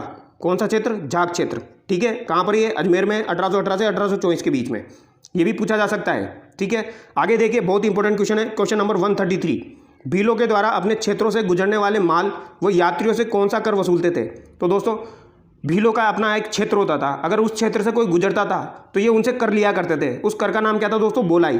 ठीक है, ये आपको ध्यान रखना है, कौन सा हो जाएगा दोस्तों, बोलाई।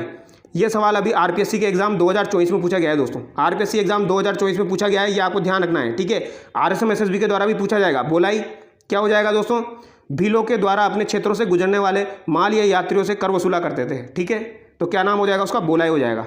आगे देखिए, 1841 में गठित मेवाड़ भील कोर का मुख्यालय कहाँ रखा गया, तो मेवाड़ भील कोर का मुख्यालय 1841 में गठित हुआ था, तो ये कहाँ पर रखा गया, खेरवाड़ा उदयपुर में रखा गया, ये आपको ध्यान रखना है। ठीक है, मेवाड़ भील कोर के तहत मेवाड़ के भील क्षेत्रों में कहाँ पर 2 छावनियाँ स्थापित की गई, तो ये खेरवाड़ा और कोटला में स्थापित की गई थी। ठीक है, मेवाड़ भील कोर के तहत, ये भी आपको ध्यान रखना है। आगे देखिए, 1856 में महाराणा ने मेहता सवाई जयसिंह को उदयपुर राज्य के किस क्षेत्र में भील विद्रोह को दबाने हेतु भेजा, तो दोस्तों ये इंपॉर्टेंट है, महाराणा ने मेहता सवाई सिंह, क्या नाम है, मेहता सवाई सिंह को उदयपुर राज्य के किस क्षेत्र में भील विद्रोह को दबाने के लिए भेजा था, तो मेहता सवाई सिंह को किस क्षेत्र में भेजा था, कालीबास क्षेत्र में भेजा था। ठीक है, कालीबास क्षेत्र में भेजा था, ये आपको ध्यान रखना है। ठीक है, 1856 की बात है ये, यानी कि 1857 की क्रांति के पहले की बात है, कालीबास में भेजा था किसको, मेहता सवाई सिंह को, भील विद्रोह को दबाने के लिए महाराणा ने। आगे देखिए, 1873-74 के दौरान चिलकारी व शेरगढ़ गाँव के भील, चिलकारी और शेरगढ़ गांव के भील, ये नाम ध्यान रखना है आपको, चिलकारी और शेरगढ़ गांव, 1873-74 की बात हो रही है दोस्तों, कब की बात हो रही है, 1873-74 के दौरान चिलकारी व शेरगढ़ गांव के भील। आगे देखिए,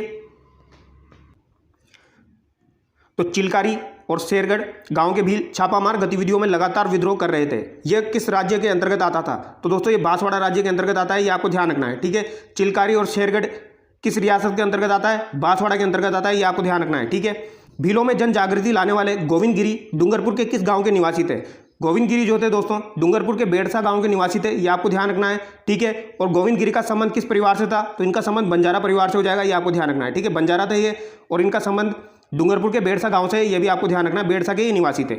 आगे देखिए, गोविंद गिरी के बारे में कुछ इंपॉर्टेंट तथ्य देख लेते हैं दोस्तों। इन्होंने दयानंद सरस्वती की प्रेरणा से भीलों की सेवा की। कोटा बूंदी अखाड़े के साधु राजगिरी के शिष्य बने। 1883 में सिरोही में संप सभा की स्थापना की। तो दोस्तों इन्होंने फरवरी 1883 में संप सभा की स्थापना की थी, ये भी आपको ध्यान रखना है। दयानंद सरस्वती से ये प्रभावित है। इसके अलावा कोटा और बूंदी अखाड़े के साधु राजगिरी के शिष्य बने। ये किसके शिष्य बने दोस्तों? ये राजगिरी के शिष्य बने। क्या पता ये भी एग्जाम में पूछ लिया जाए, ठीक है। उन्होंने भगत आंदोलन चलाया, तो भगत आंदोलन गोविंद गिरी के द्वारा ही चला गया था, ये आपको ध्यान रखना है, ठीक है। और संप सभा की स्थापना दोस्तों 1883 में हुई। इसका प्रथम अधिवेशन कब हुआ था दोस्तों? तो प्रथम अधिवेशन इसका 1903 में हुआ था और द्वितीय अधिवेशन 1913 में हुआ था, ठीक है, जहां पर मानगढ़ हत्याकांड हुआ था। तो उसके बारे में वो अभी पढ़ेंगे, ठीक है। आगे देखिए, गोविंद गिरी ने 1908 से 1910 तक राजपूताना छोड़कर सुंत व ईडर के भीलों में कार्य किया। ये किस राज्य में? तो दोस्तों सुंत और ईडर जो है ये आपकी कहाँ पर हो जाएगी? गुजरात में हो जाएगी, ये आपको ध्यान रखना है, ठीक है। नवंबर 1913 में मानगढ़ पहाड़ी पर जब भील एकत्रित हुए तो अंग्रेजों की तरफ से भीलों के सम्मेलन को कुचलने के लिए कौन सी कंपनियां पहुंची? तो दोस्तों कौन सी कंपनियां पहुंची थी? तो यहां पर आपकी मेवाड़ भील कोर पहुंची थी, ये आपको ध्यान रखना है। 104 वेलेजली राइफल्स पहुंची थी, 7वीं राजपूत रेजिमेंट पहुंची थी, ठीक है। एक तो आपको 104 वेलेजली राइफल्स हो जाएगी, 7वीं राजपूत रेजिमेंट हो जाएगी और यहाँ पर मेवाड़ भील कोर हो जाएगी, ये भी पूछा जा सकता है, ठीक है। और मानगढ़ पहाड़ी पर मानगढ़ हत्याकांड कब हुआ था दोस्तों? तो ये भी हम देखेंगे, ये कब हुआ था आपका? तो ये 17 नवंबर 1913 को हुआ था, ठीक है। राजस्थान का जलियांवाला बाग हत्याकांड, मानगढ़ धाम हत्याकांड कब हुआ? तो ये 17 नवंबर 1913 को हुआ था, ये आपको ध्यान रखना है, ठीक है। इसे राजस्थान का जलियांवाला बाग हत्याकांड के नाम से जाना जाता है, ये भी आपको ध्यान रखना है। जबकि दोहरी डायरे शाही किसको कहा गया था महात्मा गांधी जी के द्वारा? वो आपके नीमूचना हत्याकांड को कहा गया था, जो कि अलवर रियासत में हुआ था। अब यहाँ पर देखिए 17 नवंबर दोस्तों 1913 मानगढ़ हत्याकांड में अंग्रेजी दस्तावेजों के अनुसार कुल कितने भील मारे गए? तो दोस्तों अंग्रेजों ने अपने दस्तावेजों में कितना दिखाया, कितने भील मारे गए? तो 100 भील मारे गए, ये अंग्रेजों के अनुसार दस्तावेजों में दिखाया गया था, ये आपको ध्यान रखना है, जो कि झूठ ही होगा, सच तो होगा नहीं, क्योंकि वहाँ पर बहुत सारे लोग मारे गए थे, ठीक है। तो अंग्रेजी दस्तावेजों में कितने दिखाए गए? 100 दिखाए गए थे। आगे देखिए 17 नवंबर 1913 मानगढ़ धाम हत्याकांड के बाद गोविंद गिरी की स्थिति क्या थी? गोविंद गिरी व पुंजा भील को बंदी बना लिया गया, ये आपको ध्यान रखना है, ठीक है। पुंजा भील गोविंद गिरी को पहले आजीवन कारावास की सजा दी गई, फिर उसे 10 वर्ष में, फिर उसे 7 वर्ष के पश्चात रिहा कर दिया गया, ठीक है। सुंत जो कि गुजरात में है दोस्तों, डूंगरपुर, बांसवाड़ा, कुशलगढ़ व ईडर राज्य में प्रवेश निषेध कर दिया गया इनका, ठीक है। यानी सुंत में, ईडर में, कुशलगढ़, बांसवाड़ा और डूंगरपुर में इनका प्रवेश निषेध कर दिया गया। सरकारी निगरानी में अहमदाबाद संभाग के अंतर्गत पंचमहल जिले के झालोद गांव में रहने लगे, ठीक है। तो दोस्तों ये सरकारी निगरानी में रहने लगे थे, कहाँ पर? अहमदाबाद संभाग में, ठीक है, पंचमहल जिले के झालोद गांव में, ये आपको ध्यान रखना है। आगे देखिए, ये भी पूछा जा सकता है दोस्तों, कौन से गांव में रहने लगे थे? तो झालोद गांव में रहने लगे थे, अहमदाबाद संभाग। आगे देखिए, मोतीलाल तेजावत का जन्म उदयपुर राज्य के किस गांव के अंदर हुआ? तो दोस्तों मोतीलाल तेजावत का जन्म जो होता वो कोलियारी गांव झाडोल में हुआ, ये आपको ध्यान रखना है। कहाँ पर हुआ मोतीलाल तेजावत का जन्म? कोलियारी गांव झाडोल में हुआ था। मोतीलाल तेजावत का संबंध किस जाति से था? तो ये ओसवाल बनिया थे दोस्तों, ठीक है, ओसवाल बनिया हो जाएंगे मोतीलाल तेजावत। जबकि गोविंद गिरी क्या थे दोस्तों? वो आपके बंजारे थे, ठीक है। आगे देखिए, भीलों में जन जागृति फैलाने के लिए 1921 में एक ही आंदोलन की शुरुआत किसने की? तो दोस्तों एक ही आंदोलन की शुरुआत मोतीलाल तेजावत के द्वारा कब की गई थी? 1921 में की गई थी, ये आपको ध्यान रखना है। और भगत आंदोलन की शुरुआत किसने की थी? वो आपकी गोविंद गिरी ने की थी। उदयपुर के बाद मोतीलाल तेजावत के नेतृत्व में आदिवासी आंदोलन का दूसरा महत्वपूर्ण केंद्र कौन सा बना था? तो दोस्तों उदयपुर के बाद मोतीलाल तेजावत के नेतृत्व में आदिवासी आंदोलन का दूसरा महत्वपूर्ण केंद्र आपका सिरोही बना था। ये बहुत ही ज़्यादा इंपॉर्टेंट क्वेश्चन है दोस्तों, ठीक है। उदयपुर के बाद कौन सा बना आंदोलन का केंद्र? सिरोही बना था, ठीक है। महात्मा गांधी, विजय सिंह पथिक व राजस्थान सेवा संघ के नेताओं की सहायता से सिरोही आदिवासी आंदोलन को समाप्त करने का प्रयास किसने किया जो असफल रहा? तो ये दोस्तों रमाकांत मालवीय ने किया था। किसने किया था दोस्तों? ये रमाकांत मालवीय ने किया था, ये आपको ध्यान रखना। किसने किया था? ये रमाकांत मालवीय के द्वारा किया गया था। ये भी एग्जाम में पूछा जा सकता है, ठीक है। सिरोही के अंदर भील आंदोलन को समाप्त करने का प्रयास किसने किया? रमाकांत मालवीय ने किया था, ठीक है। आगे देखिए दोस्तों, 5 मई 1922 को अंग्रेजी सेना ने बलोरिया नामक गांव पर आक्रमण किया और उस क्षेत्र को जला दिया। यह किस रियासत में था? तो दोस्तों बलोरिया जो है ये आपका कहां पर हो जाएगा? बलोरिया आपका कहां पर हो जाएगा दोस्तों? ये सिरोही में हो जाएगा, ये आपको ध्यान रखना है। 1922 को अंग्रेजी सेना ने बलोरिया नामक स्थान पर आक्रमण किया और उस क्षेत्र को इन्होंने जला दिया, ठीक है। आगे देखिए दोस्तों, 1851 में उदयपुर राज्य में जहाजपुर परगना के किस जनजाति ने अंग्रेजों के विरुद्ध विद्रोह कर दिया था? तो दोस्तों जहाजपुर परगना जो था उसमें किस जनजाति ने अंग्रेजों के विरुद्ध विद्रोह कर दिया था? तो ये मीणा जनजाति ने विद्रोह कर दिया था, ये आपको ध्यान रखना है, उदयपुर राज्य के, ठीक है। आगे देखिए दोस्तों, मीणाओं के विद्रोह को दबाने के लिए देवली छावनी को कब गठित किया गया? तो 1855 में गठित किया गया दोस्तों, ठीक है। देवली छावनी जो थी उसको 1855 में गठित किया गया। किनके विद्रोह को दबाने के लिए दोस्तों? मीणाओं के विद्रोह को दबाने के लिए। इसको कैसे याद रखोगे आप? ऐसे याद रखिए दोस्तों, देवा मीणा, ठीक है। तो देवा से आपका तो क्या हो जाएगा दोस्तों, देवली हो जाएगा, और मीणा से आपका मीणा के विद्रोह को दबाने के लिए 1855 में, ठीक है। आगे देखिए दोस्तों, मानगढ़ हत्याकांड के बाद गोविंद गिरी तथा डूंगर के पटेल पूंजाधीर को बंदी बनाकर कहाँ रखा गया, इंपॉर्टेंट क्वेश्चन दोस्तों, ठीक है। तो गोविंद गिरी को दोस्तों संत रामपुर की जेल और अहमदाबाद की साबरमती जेल में रखा गया था, ये आपको ध्यान रखना है, ठीक है। गोविंद गिरी को कहाँ पर रखा गया, संत रामपुर की जेल और अहमदाबाद की साबरमती जेल। आगे देखिए दोस्तों, गोविंद गिरी की मृत्युदंड की सजा को किसने आजीवन कारावास की सजा में बदल दिया, इंपॉर्टेंट क्वेश्चन दोस्तों, किसने आजीवन कारावास की सजा में बदल दिया जबकि उनको मृत्युदंड की सजा मिली थी, तो ये आरपी बारो। क्या नाम हो जाएगा दोस्तों, आरपी बारो। आरपी सिंह नहीं है दोस्तों, आरपी बारो है, ठीक है। आगे देखिए, गुरु गोविंद गिरी की सजा को कम करते हुए उन्हें कब संत रामपुर जेल से रिहा किया गया, तो दोस्तों संत रामपुर जेल से इन्हें 1 जुलाई 1923 को रिहा किया गया, ये आपको ध्यान रखना है। कब रिहा किया गया, 1 जुलाई 1923 को, ठीक है, ये भी आपको ध्यान रखना है। सुरजी भगत का संबंध किससे था, तो दोस्तों सुरजी भगत का संबंध जो है वो भीलों में धार्मिक एवं सामाजिक सुधारों से है, ये आपको ध्यान रखना है, ठीक है। आगे देखिए, गुरु गोविंद गिरी का निधन कब हुआ, गोविंद गिरी का निधन दोस्तों 1931 30 अक्टूबर को हुआ था, ये आपको ध्यान रखना है, ठीक है। इनको रिहा 1923 में किया गया और इनका निधन 1931 में हुआ, 30 अक्टूबर 1931 को। मानगढ़ धाम में शहीद स्मारक का लोकार्पण किया गया, तो दोस्तों मानगढ़ धाम में शहीद स्मारक का लोकार्पण कब किया गया, ये सवाल भी आपका नेक्स्ट एग्जाम में बन सकता है। ये 2 सितंबर 2002 को किया गया, ये आपको ध्यान रखना है। कब किया गया, 2 सितंबर 2002 को शहीद स्मारक का निर्माण मानगढ़ धाम में किया गया, 2002 में। आगे देखिए, बांसवाड़ा की मानगढ़ पहाड़ी पर गुरु गोविंद गिरी के अनुयायियों पर मेवाड़ राज्य व अंग्रेजी सेना द्वारा किए गए भीषण नरसंहार का शताब्दी समारोह कब प्रारंभ हुआ, तो शताब्दी समारोह मनाना कब प्रारंभ किया दोस्तों, 17 नवंबर 2012 से, ये भी आपको ध्यान रखना है, ठीक है। 17 नवंबर 2012 से। एक तो आपका 2002 हो गया जिसमें तो आपका शहीद स्मारक बनाया है, ठीक है, और एक आपका क्या हो जाएगा दोस्तों, शताब्दी समारोह हो जाएगा 2012 का। नीमड़ा हत्याकांड कब हुआ, तो नीमड़ा हत्याकांड आपका 1921-22 में हुआ था, ये आपको ध्यान रखना है, ये भी इंपॉर्टेंट है दोस्तों, नीमड़ा हत्याकांड, इसके बारे में भी हम देखेंगे। मेवाड़ पुकार नामक 21 सूत्रीय मांग पत्र तैयार किया था, तो दोस्तों 21 सूत्री मांग पत्र मोतीलाल तेजावत के द्वारा तैयार किया गया था, जिसे मेवाड़ पुकार के नाम से जाना जाता है। मेवाड़ की पुकार या मेवाड़ पुकार के नाम से 21 सूत्रीय मांग पत्र मोतीलाल तेजावत द्वारा तैयार किया गया था मेवाड़ महाराणा के लिए, ये आपको ध्यान रखना है, ठीक है। अब आ गया दोस्तों, निमड़ा हत्याकांड किस आंदोलन से संबंधित है, तो निमड़ा हत्याकांड जो है ये आपका एक ही आंदोलन से संबंधित है, ये आपको ध्यान रखना है। कौन से आंदोलन से संबंधित है दोस्तों, एक ही आंदोलन से संबंधित है, ठीक है।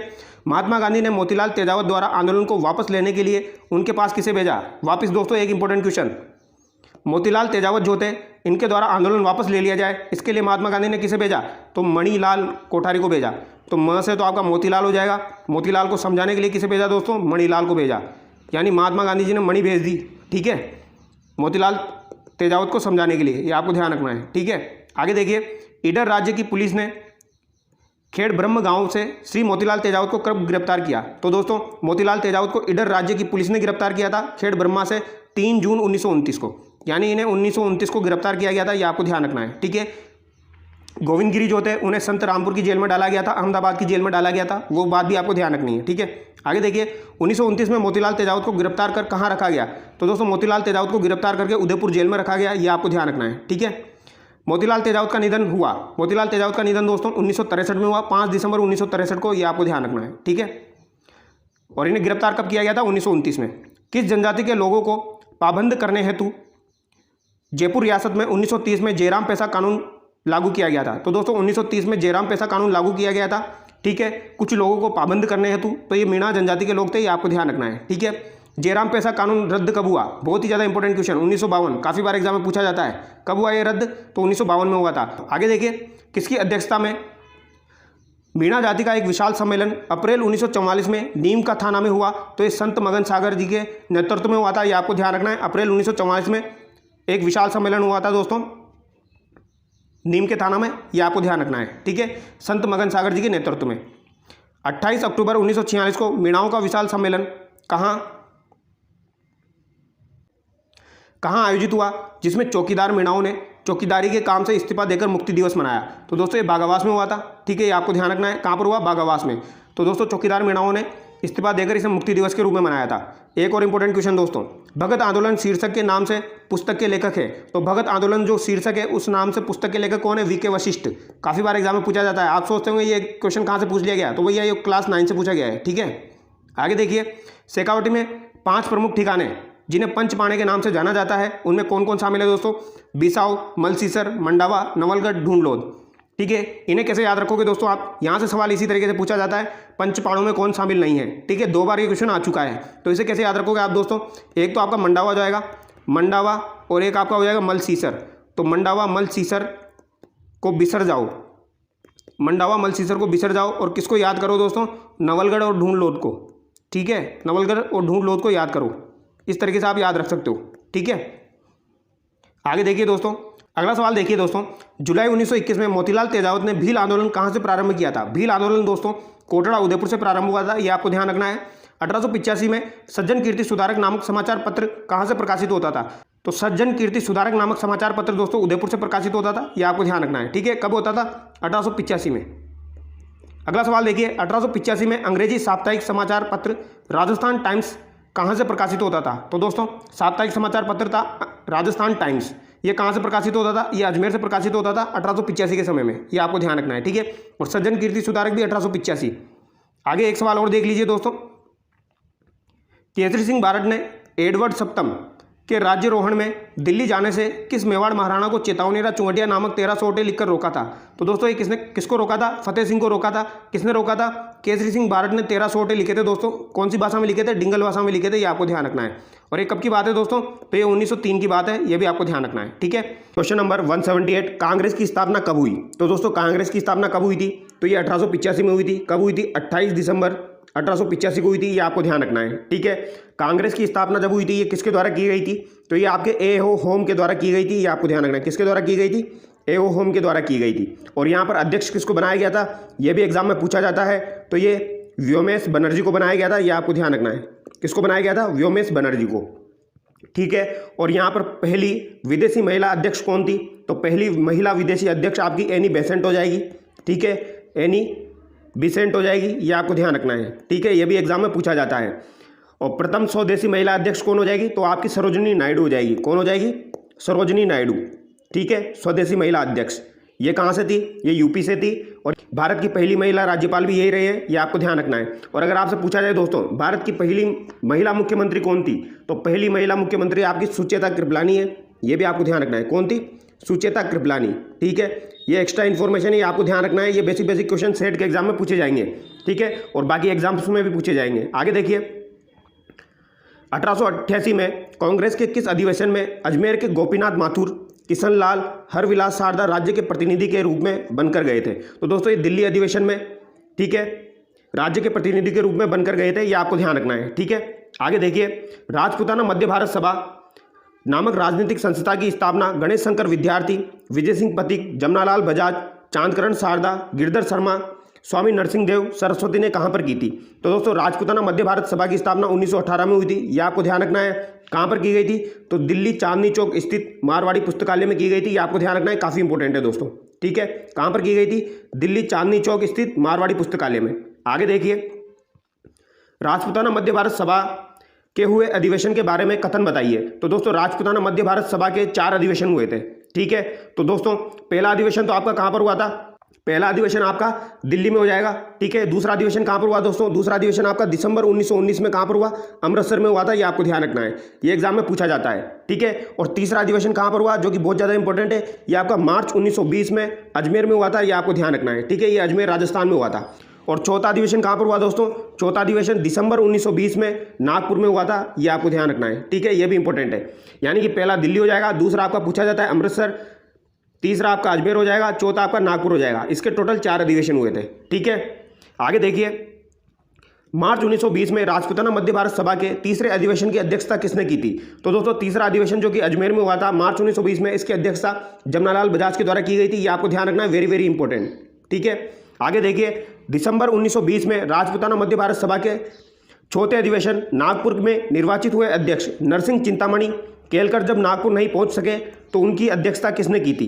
तो दोस्तों उनकी अध्यक्षता किसने की थी, तो ये गणेश नारायण सोमाजी के द्वारा की गई थी।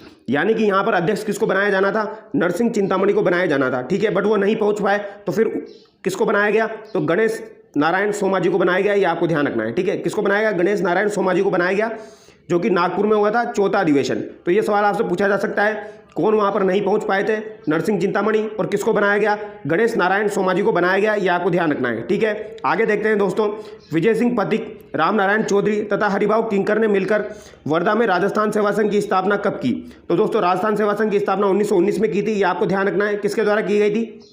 विजय सिंह पथिक, राम नारायण चौधरी और हरिभाऊ किंकर के द्वारा की गई थी, ठीक है। वर्धा कहाँ पर है? आपका महाराष्ट्र में। ये आपको ध्यान रखना है, वर्धा कहाँ पर है? महाराष्ट्र में, ठीक है।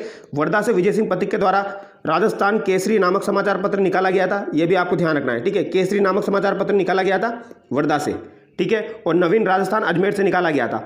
और अगर आपसे पूछा जाए दोस्तों, राजस्थान सेवा संघ जो था ये 1920 में कहाँ पर ट्रांसफर किया गया? इसका स्थानांतरण कहाँ पर किया गया? तो 1920 में इसका स्थानांतरण अजमेर किया गया था। ये भी आपको ध्यान रखना है, ठीक है। आगे देखिए, राजस्थान के राजनीतिक व क्रांतिकारी भंवरलाल सर्राफ किस प्रजामंडल के प्रथम अध्यक्ष बने? तो दोस्तों भंवरलाल सर्राफ जो थे ये जोधपुर प्रजामंडल के प्रथम अध्यक्ष बने थे। ये आपको ध्यान रखना है, ठीक है।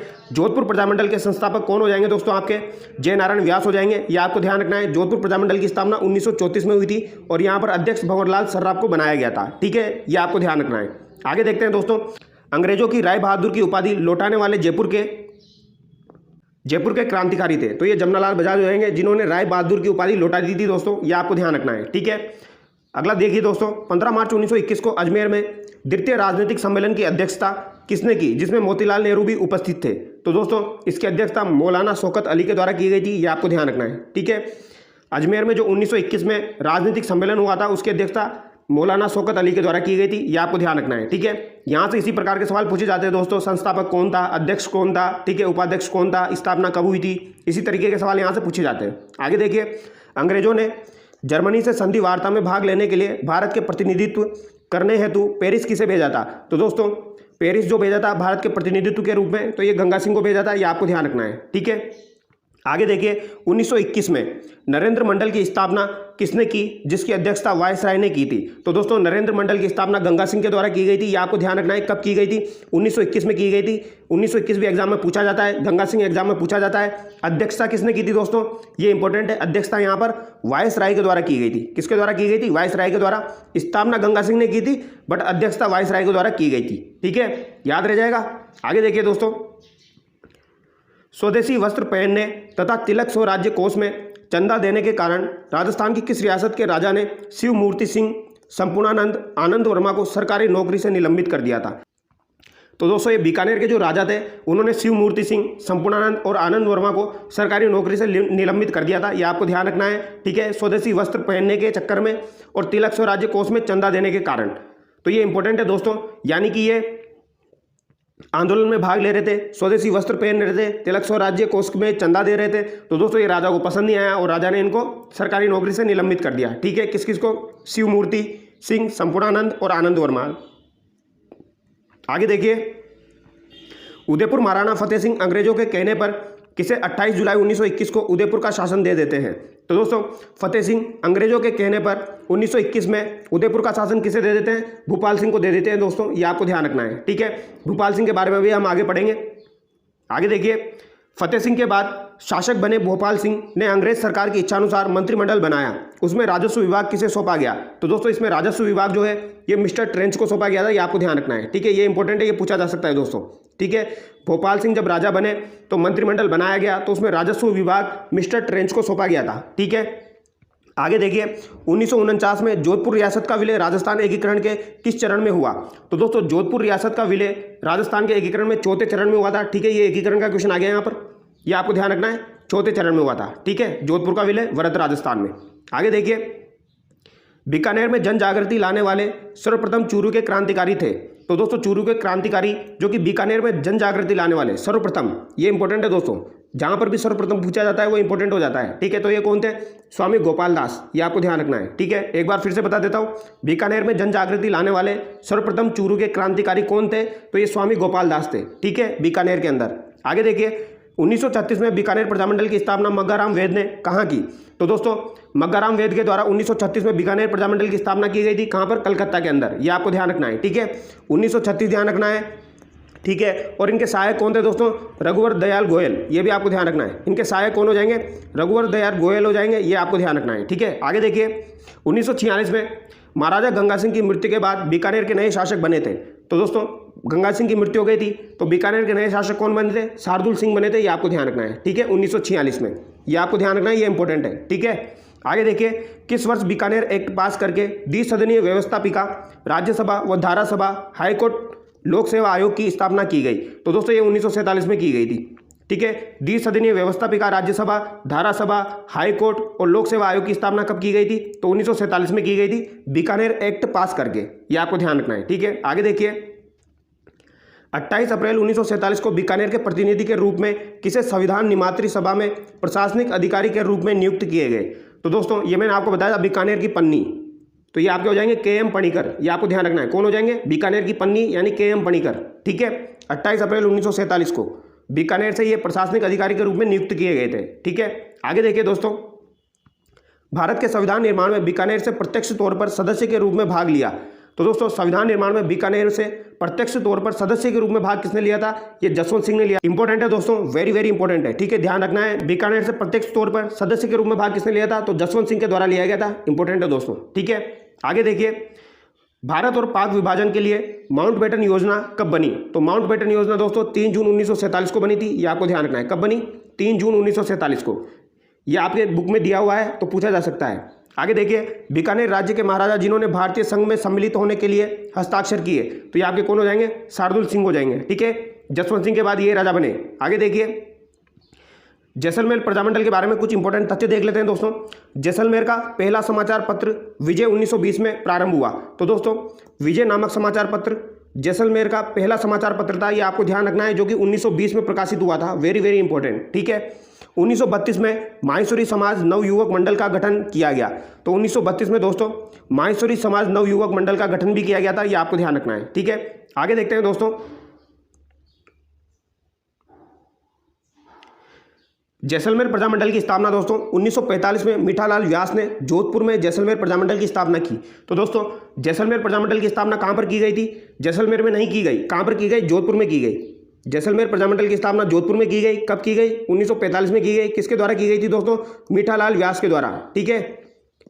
जैसलमेर के लोग 4-5 मीठे बोल बोलते हैं, तो 4-5 से 45 हो जाएगा, 1945 मीठे बोल बोलते हैं, तो मीठालाल व्यास हो जाएगा, ठीक है। और जोधपुर में जैसलमेर प्रजामंडल की स्थापना हुई, ध्यान रखना, इंपॉर्टेंट है। आगे देखिए, 24 अप्रैल 1938 को मेवाड़ प्रजामंडल की स्थापना किसने की थी?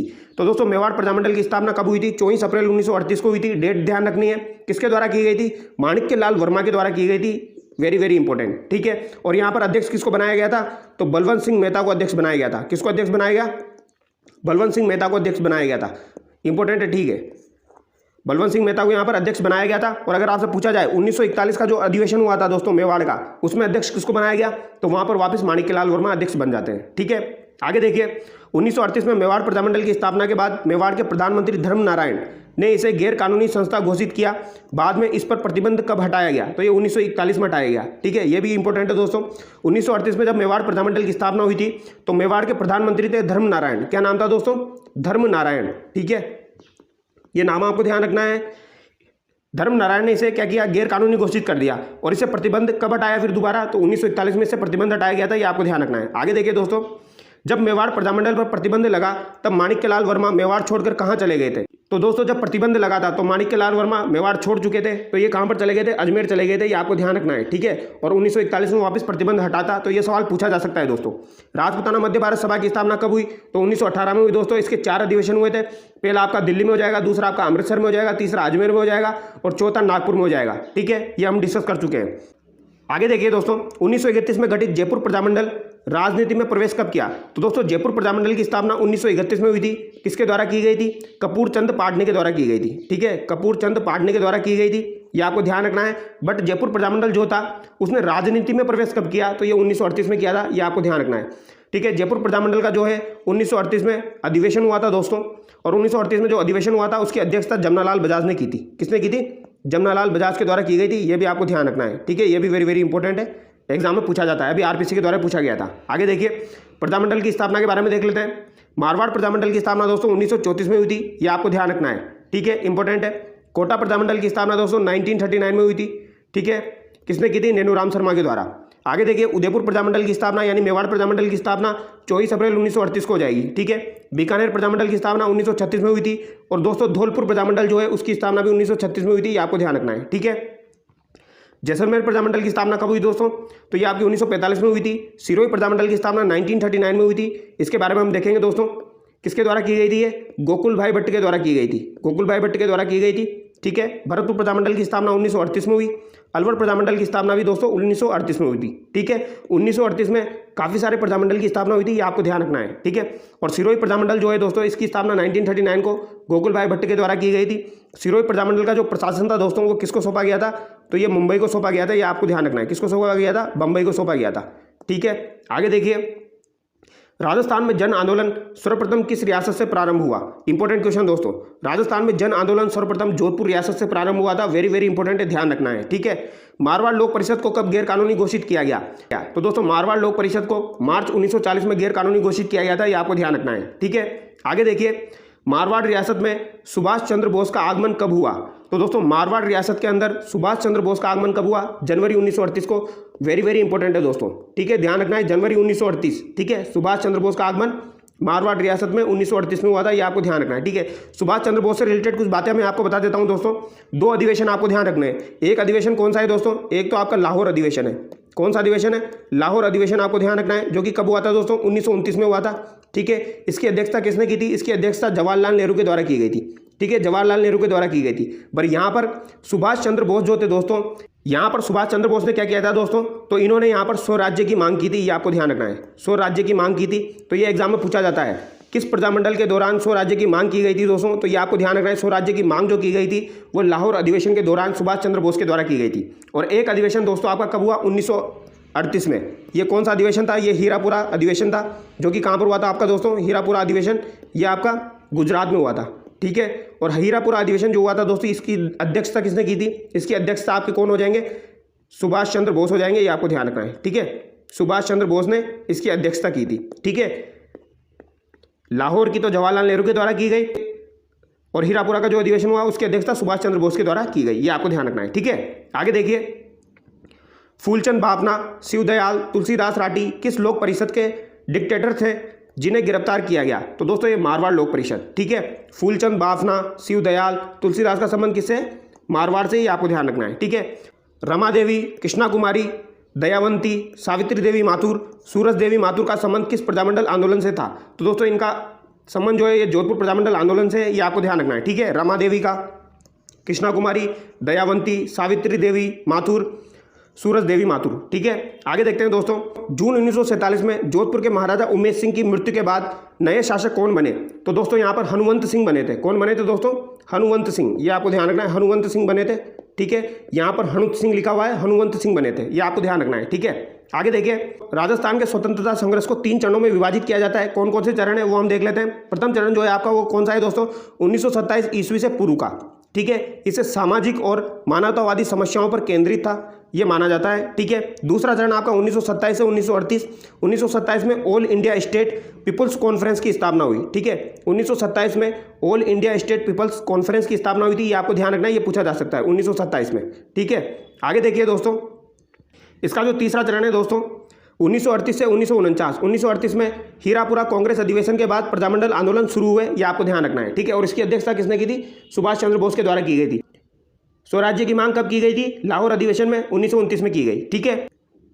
आगे देखिए दोस्तों, 1941 मेवाड़ प्रजामंडल के प्रथम अधिवेशन के सभापति किन्हें नियुक्त किया गया, जिसमें आचार्य जेबी कृपलानी और विजय लक्ष्मी पंडित भी शामिल हुई? तो दोस्तों ये अभी मैंने आपको बताया 1941 का जो अधिवेशन हुआ था उसमें अध्यक्षता माणिक्यलाल वर्मा जी के द्वारा की गई थी, ठीक है। यानी कि सभापति कौन थे? माणिक्यलाल वर्मा थे, ये आपको ध्यान रखना है, ठीक है। और यहाँ पर दोस्तों आचार्य जेबी कृपलानी, ये भी आपको ध्यान रखना है, और विजय लक्ष्मी पंडित, ये भी आपको ध्यान रखना है, ठीक है। ये यहाँ पर आए थे, ये आपको ध्यान रखना है, ठीक है।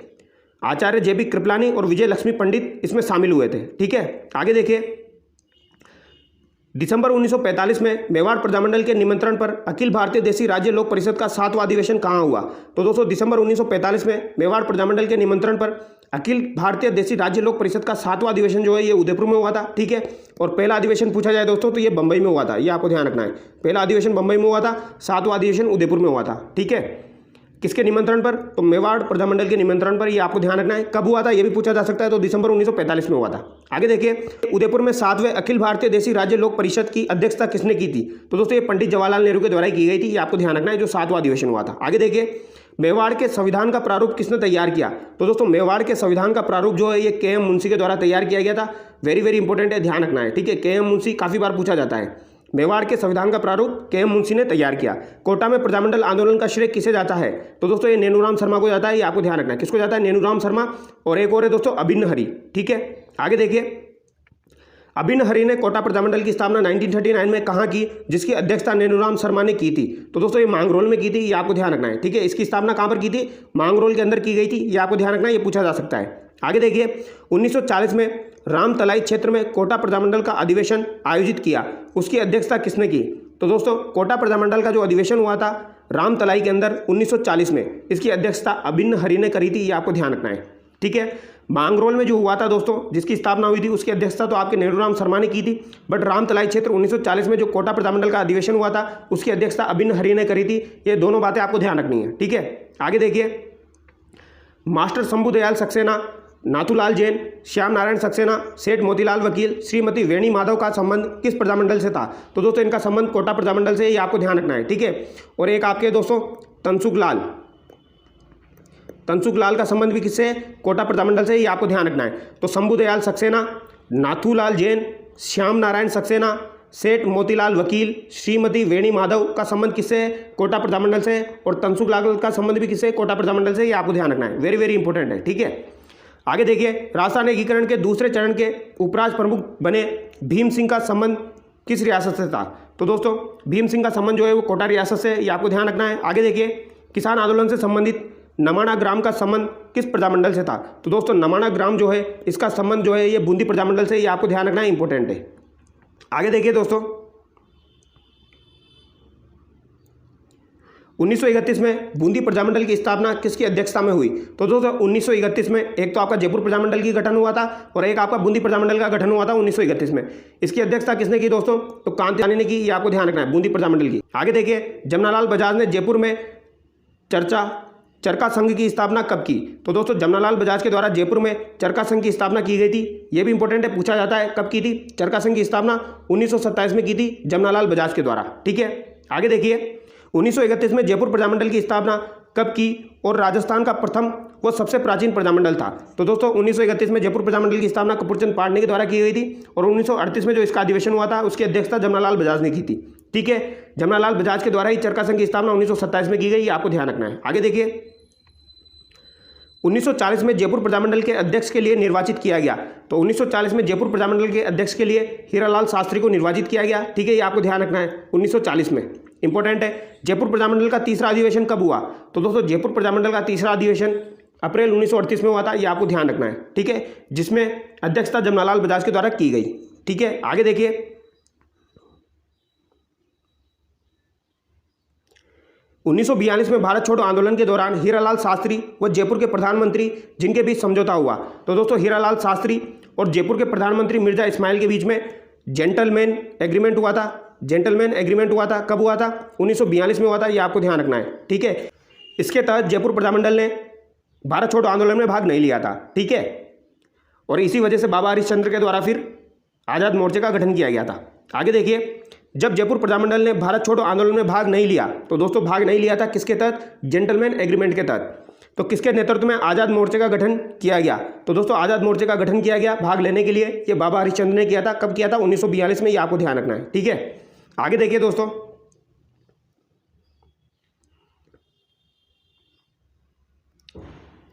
किसकी मध्यस्थता से आज़ाद मोर्चे का जयपुर प्रजामंडल में 1945 में विलय हो गया? दोस्तों काफ़ी इंपॉर्टेंट क्वेश्चन है, ठीक है। जयपुर प्रजामंडल का विलय 1945 में हो गया था, ठीक है। किसमें हो गया था? आज़ाद मोर्चे में। तो ये किसकी मध्यस्थता से हुआ था? तो पंडित जवाहरलाल नेहरू ने करवाया था, ये आपको ध्यान रखना है, ठीक है। 1945 में जयपुर प्रजामंडल का विलय आज़ाद मोर्चे में करवा दिया किसने? जवाहरलाल नेहरू ने, ये आपको ध्यान रखना है, ठीक है। आगे देखिए, पंडित हरिनारायण शर्मा को किस रियासत में जनता में जागृति लाने का श्रेय दिया जाता है? तो दोस्तों हरिनारायण शर्मा का संबंध किससे? अलवर प्रजामंडल से, ये आपको ध्यान रखना है, ठीक है। अलवर प्रजामंडल की स्थापना 1938 में हुई थी। पंडित हरिनारायण शर्मा व कुंज बिहारी लाल मास्टर भोलानाथ ने मिलकर किस प्रजामंडल की स्थापना 1938 में की? तो ये अलवर प्रजामंडल की स्थापना की थी हरिनारायण शर्मा, कुंज बिहारी और मास्टर भोलानाथ, ठीक है। आगे देखिए दोस्तों, जनवरी 1944 में अलवर प्रजामंडल का प्रथम अधिवेशन किसकी अध्यक्षता में हुआ? तो दोस्तों अलवर प्रजामंडल का भी प्रथम अधिवेशन हुआ था। कब हुआ था? 1944 में हुआ था। ये आपको ध्यान रखना है। ये किसकी अध्यक्षता में हुआ था? तो भवानी शंकर शर्मा की अध्यक्षता में हुआ था। ये आपको ध्यान रखना है, ठीक है। हरिनारायण शर्मा, कुंज बिहारी और मास्टर भोलानाथ ने तो 1938 में अलवर प्रजामंडल की स्थापना की थी, बट प्रथम अधिवेशन भवानी शंकर शर्मा के अध्यक्षता में हुआ था। ये आपको ध्यान रखना है, ठीक है। आगे देखिए, बाबा हरिश्चंद्र, चिरंजी लाल मिश्र, विजय देश पांडे व मुक्तिलाल मोदी का संबंध किससे था? तो ये आज़ाद मोर्चे से था। ये आपको ध्यान रखना है। नाम आपको ध्यान रखना है दोस्तों, चिरंजी लाल मिश्र, विजय देश पांडे, मुक्तिलाल मोदी और बाबा हरिश्चंद्र, ठीक है। आगे देखिए, 1934 में महात्मा गांधी ने राजस्थान का दौरा किया था। सर्वप्रथम वो किस स्थान पर आए थे? तो 1934 में महात्मा गांधी राजस्थान आए, तो ये कहाँ पर आए थे? सर्वप्रथम अजमेर में आए थे। ये पूछा जा सकता है, ठीक है। आगे देखिए, अलवर के दीवान जिन्हें महात्मा गांधी की हत्या में मिलीभगत होने के संदेह के कारण हटाया गया, तो ये थे NB खरे। कौन थे दोस्तों? NB खरे। महात्मा गांधी की जब हत्या हुई थी दोस्तों, तो हत्या में मिलीभगत के संदेह के कारण NB खरे को हटा दिया था। ये आपको ध्यान रखना है। ये कहाँ के दीवान थे? अलवर के दीवान थे, ठीक है, NB खरे। आगे देखिए, भरतपुर के शासक जिन्होंने हिंदी को राज्य भाषा का दर्जा दिया और गांव व नगरों में स्वायत्त शासी संस्थाओं को विकसित किया, तो ये किशन सिंह हो जाएंगे दोस्तों, याद रखना है, ठीक है। राजभाषा का दर्जा दिया हिंदी को और स्वायत्त शासी संस्थाओं को विकसित किया, किशन सिंह ने। भरतपुर के शासक थे ये, ठीक है। राजस्थान एकीकरण के समय जाट झंडा खतरे में है नारा किसने दिया? तो इंपॉर्टेंट है दोस्तों, जाट झंडा खतरे में है, ये नारा किसने दिया? तो ये नारा आपके मान सिंह ने दिया था। ये आपको ध्यान रखना है, ठीक है। मान रखने के लिए किसने दिया? मान सिंह ने दिया। ये आपको ध्यान रखना है। आगे देखिए, 1938 में भरतपुर प्रजामंडल की स्थापना गोपीलाल यादव और मास्टर आदित्यनाथ ने कहाँ पर की थी? तो दोस्तों ये रेवाड़ी के अंदर की थी। ये आपको ध्यान रखना है, ठीक है। भरतपुर प्रजामंडल की स्थापना 1938 में हुई थी। रेवाड़ी में गोपीलाल यादव और मास्टर आदित्यनाथ ने की थी। आगे देखिए, भरतपुर प्रजामंडल के प्रथम अध्यक्ष किसे बनाया गया था? भरतपुर प्रजामंडल का प्रथम अध्यक्ष गोपीलाल यादव को बनाया गया था। ये आपको ध्यान रखना है, ठीक है। किसको बनाया गया? गोपीलाल यादव को। आगे देखिए, 30 दिसंबर 1940 को भरतपुर प्रजा परिषद का पहला सम्मेलन किसकी अध्यक्षता में हुआ? इंपॉर्टेंट है दोस्तों, भरतपुर प्रजा परिषद जो था दोस्तों, इसका पहला सम्मेलन किसकी अध्यक्षता में हुआ था? तो ये जयनारायण व्यास की अध्यक्षता में हुआ था। ये आपको ध्यान रखना है, ठीक है। ये कब हुआ था? 30 दिसंबर 1940 को भरतपुर प्रजा परिषद का पहला सम्मेलन जयनारायण व्यास की अध्यक्षता में हुआ था। आपको ध्यान रखना है, एटलीस्ट 1940 तो ध्यान कर ही लेना, ठीक है। आगे देखिए, और अगर आपसे पूछा जाए दोस्तों, भरतपुर प्रजा संघ की स्थापना कब हुई थी? भरतपुर प्रजा संघ की स्थापना कब हुई थी? तो ये आपकी 1928 में हुई थी। ये आपको ध्यान रखना है, कब हुई थी? ये 1928 में हुई थी। ये इंपॉर्टेंट है, ठीक है। आगे देखिए, भरतपुर प्रजा परिषद का दूसरा अधिवेशन 23 मई 1945 को कहाँ आयोजित किया गया? तो ये बयाना में आयोजित किया गया था। ये आपको ध्यान रखना है, ठीक है। दूसरा अधिवेशन। ब्रज जन प्रतिनिधि समिति का गठन कब किया गया, जिसके नेता जुगल किशोर चतुर्वेदी व उपनेता मास्टर आदित्यनाथ बने? तो ये 1942 में किया गया था दोस्तों, ब्रज जन प्रतिनिधि समिति का गठन, ठीक है। तो जिसके नेता कौन थे? जुगल किशोर चतुर्वेदी थे और मास्टर आदित्यनाथ बने थे 1942 में, ठीक है। आगे देखिए, 1936 में धौलपुर प्रजामंडल की स्थापना किसने की? धौलपुर प्रजामंडल की स्थापना कृष्णदत्त पालीवाल के द्वारा की गई थी। कब? 1936 में, ठीक है। आगे देखिए दोस्तों, स्वामी श्रद्धानंद को किस रियासत में जन चेतना का कार्य करने के लिए जाना जाता है? दोस्तों बहुत ही ज़्यादा इंपॉर्टेंट है। स्वामी श्रद्धानंद को किस रियासत में जन चेतना का कार्य करने के लिए जाना जाता है? तो धौलपुर, ठीक है। श्रद्धानंद का संबंध कहाँ से हो जाएगा दोस्तों? धौलपुर से हो जाएगा। ये आपको ध्यान रखना है। इन्होंने धौलपुर के अंदर जन चेतना का कार्य किया। इन्होंने धौलपुर के अंदर जन चेतना का कार्य किया। ये आपको ध्यान रखना है। आगे देखिए, तसीमो कांड का संबंध किस प्रजामंडल से था? तो दोस्तों तसीमो कांड का संबंध धौलपुर प्रजामंडल से। ये आपको ध्यान रखना है, ठीक है। और तसीमो कांड जो है दोस्तों, इसके बारे में कुछ इंपॉर्टेंट बात है, वो मैं आपको बता देता हूं दोस्तों। ये कब हुआ था? तो ये नवंबर 1946 में हुआ था। ये आपको ध्यान रखना है, ठीक है। कब हुआ था? 1946 में हुआ था। और इससे संबंधित कौन कौन है दोस्तों? तो पंचम सिंह और छतर सिंह। ये आपको ध्यान रखना है। पंचम सिंह और छतर सिंह का संबंध किससे है दोस्तों? ये आपके तसीमो कांड से। ये आपको ध्यान रखना है, ठीक है। पंचम सिंह, छतर सिंह, नवंबर 1946, इनका संबंध किससे हो जाएगा? तसीमो कांड से। आगे देखिए, 1938 में त्रिलोक चंद माथुर, चिरंजी लाल शर्मा व मान सिंह ने किस प्रजामंडल की स्थापना की थी? तो दोस्तों करौली प्रजामंडल की स्थापना 1938 में की थी। किसके द्वारा? त्रिलोक चंद माथुर के द्वारा। चिरंजी लाल शर्मा भी थे इसमें और मान सिंह भी थे। आगे देखिए, भूपेंद्र नाथ त्रिवेदी व विनोद चंद्र के द्वारा 1943 में किस प्रजामंडल की स्थापना की गई? तो दोस्तों बांसवाड़ा प्रजामंडल की स्थापना 1943 में की गई थी। किसके द्वारा की गई थी? भूपेंद्र नाथ त्रिवेदी और विनोद चंद्र के द्वारा की गई थी। ये आपको ध्यान रखना है। आगे देखिए, भोगीलाल पांड्या ने डूंगरपुर प्रजामंडल की स्थापना कब की? तो दोस्तों डूंगरपुर प्रजामंडल की स्थापना भोगीलाल पांड्या के द्वारा 1944 में की गई थी। ये आपको ध्यान रखना है। इन्हें वागड़ का गांधी कहा जाता है। क्या कहा जाता है? इन्हें वागड़ का गांधी कहा जाता है। ये भी आपको ध्यान रखना है, ठीक है। और जमनालाल बजाज जो है दोस्तों, उनको गांधी जी के 5वें पुत्र के रूप में जाना जाता है। अमृतलाल पाठक व चुन्नीलाल प्रभाकर द्वारा 1945 में किस प्रजामंडल की स्थापना की गई? तो दोस्तों अमृतलाल पाठक और चुन्नीलाल प्रभाकर जो थे इन्होंने 1945 में प्रतापगढ़ प्रजामंडल की स्थापना की थी, ये आपको ध्यान रखना है। ठीक है। गोकुल भाई भट्ट व वर्धीशंकर त्रिवेदी ने सिरोही प्रजामंडल की स्थापना कब की? तो दोस्तों गोकुल भाई भट्ट, और ये नाम भी आपको ध्यान रखना है दोस्तों, वर्धीशंकर। ठीक है। इन्होंने सिरोही प्रजामंडल की स्थापना 1939 में की थी। ठीक है। और इसका प्रशासन किसे सौंपा गया था दोस्तों? बंबई सरकार को सौंपा गया था, ये आपको ध्यान रखना है। रियासतों से संबंधित समस्याओं के समाधान के लिए रियासती विभाग की स्थापना कब की गई? तो दोस्तों रियासती विभाग की स्थापना 5 जुलाई 1947 को की गई थी। काफी बार एग्जाम में पूछा जाता है। ठीक है। रियासती विभाग 5 जुलाई 1947। अब यहाँ पर कुछ इंपॉर्टेंट बातें मैं आपको बता देता हूँ दोस्तों, जैसे कि शाहपुरा प्रजामंडल। ठीक है। शाहपुरा प्रजामंडल जो है इसकी स्थापना कब हुई थी? इसकी स्थापना 1938 में हुई थी। किसके द्वारा की गई थी दोस्तों? तो लादूराम व्यास, रमेश चंद्र, ओझा ठाकुर और सुदर्शन देव के द्वारा की गई थी। ये आपको ध्यान रखना है। लादूराम व्यास आपको ध्यान रखना है। ठीक है। लादूराम व्यास के द्वारा की गई थी। धौलपुर प्रजामंडल की स्थापना दोस्तों 1936 में किसने की थी? कृष्णदत्त पालीवाल ने की थी। और एक और नाम आपको ध्यान रखना है दोस्तों, ज्वाला प्रसाद जिज्ञासु। ठीक है। इनका संबंध किससे है? इनका संबंध जो है ये धौलपुर प्रजामंडल से ही है, ये आपको ध्यान रखना है। ठीक है। और सदानंद जी का संबंध किससे हो जाएगा? धौलपुर से। तसीमु कांड का संबंध धौलपुर से हो जाएगा, पंचम सिंह छतर सिंह। ठीक है। तो एक आपका है कुशलगढ़ प्रजामंडल दोस्तों। कौन सा प्रजामंडल है? कुशलगढ़ प्रजामंडल। कुशलगढ़ प्रजामंडल की स्थापना कब हुई दोस्तों? तो कुशलगढ़ प्रजामंडल की स्थापना 1942 में हुई थी। किसके द्वारा की गई थी दोस्तों? तो ये कन्हैया लाल शर्मा के द्वारा की गई थी, ये आपको ध्यान रखना है। संस्थापक कौन थे? कन्हैया लाल शर्मा थे।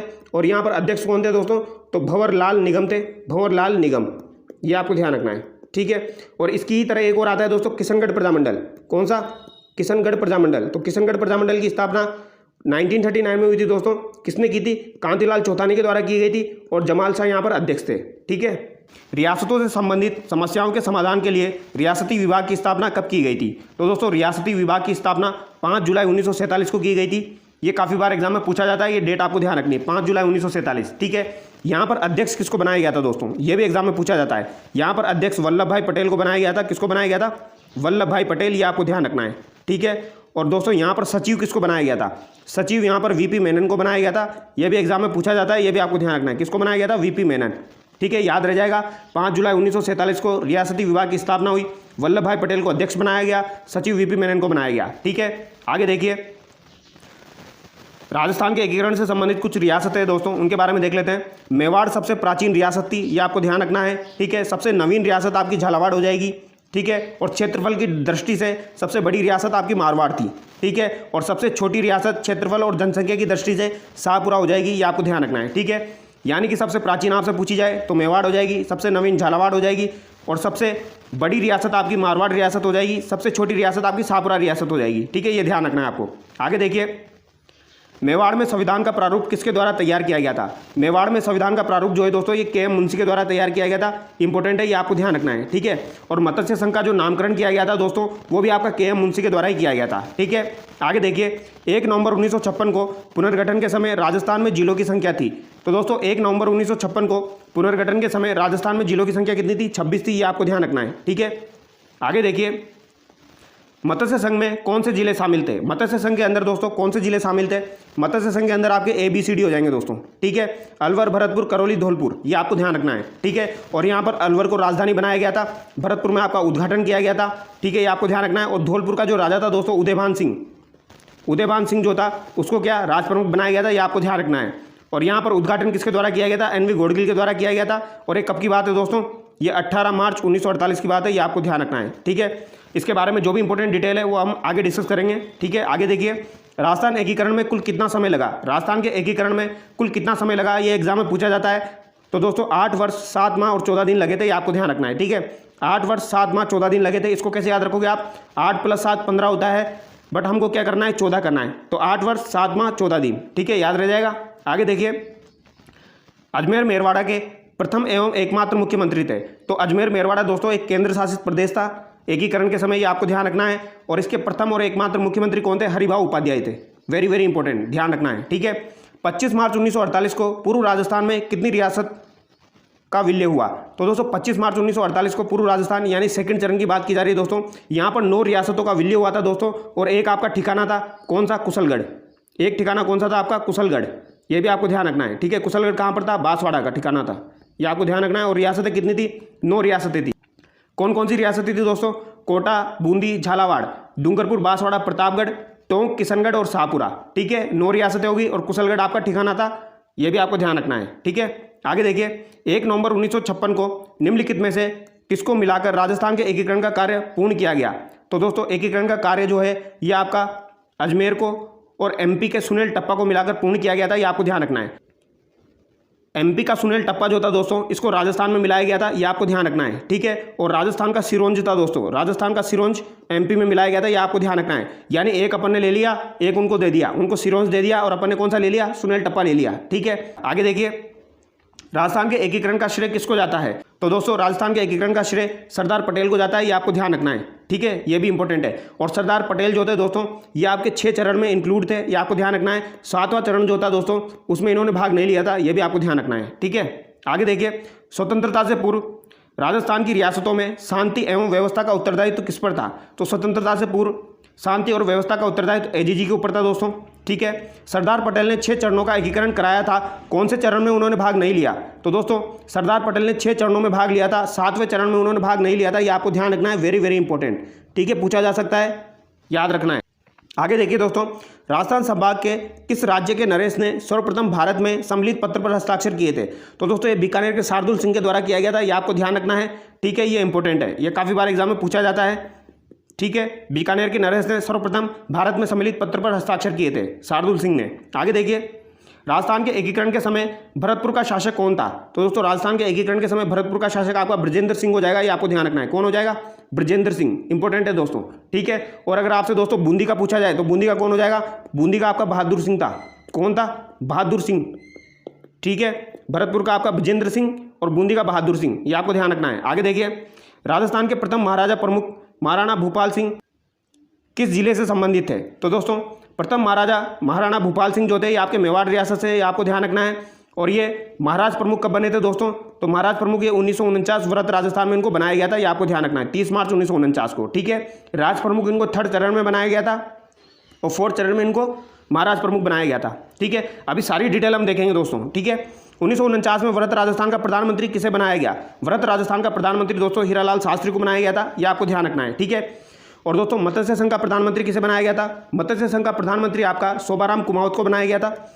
और दोस्तों द्वितीय चरण जो हुआ था राजस्थान संघ या पूर्व राजस्थान, इसका प्रधानमंत्री जो है ये गोकुललाल असावा को बनाया गया था। और तीसरा चरण जो हुआ था उसमें माणिक्यलाल वर्मा को प्रधानमंत्री बनाया गया था। और चौथे चरण में हीरालाल शास्त्री को प्रधानमंत्री बनाया गया है, ये आपको ध्यान रखना है। ठीक है, ये चारों चरण के प्रधानमंत्री पूछे जाते हैं।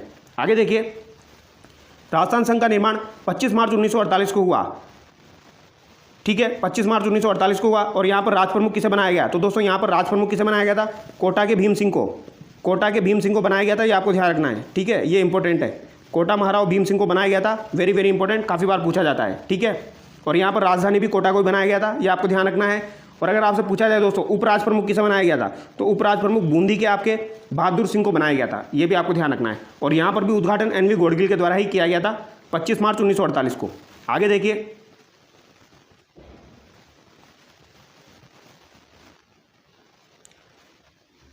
राजस्थान को राज्यपाल का पद नाम दिया गया, तो ये 1956 में दिया गया है दोस्तों। राज प्रमुख का पद समाप्त कर दिया गया और इसे क्या नाम दिया गया? राज्यपाल, ये आपको ध्यान रखना है। ठीक है, और प्रथम राज्यपाल कौन बने थे दोस्तों?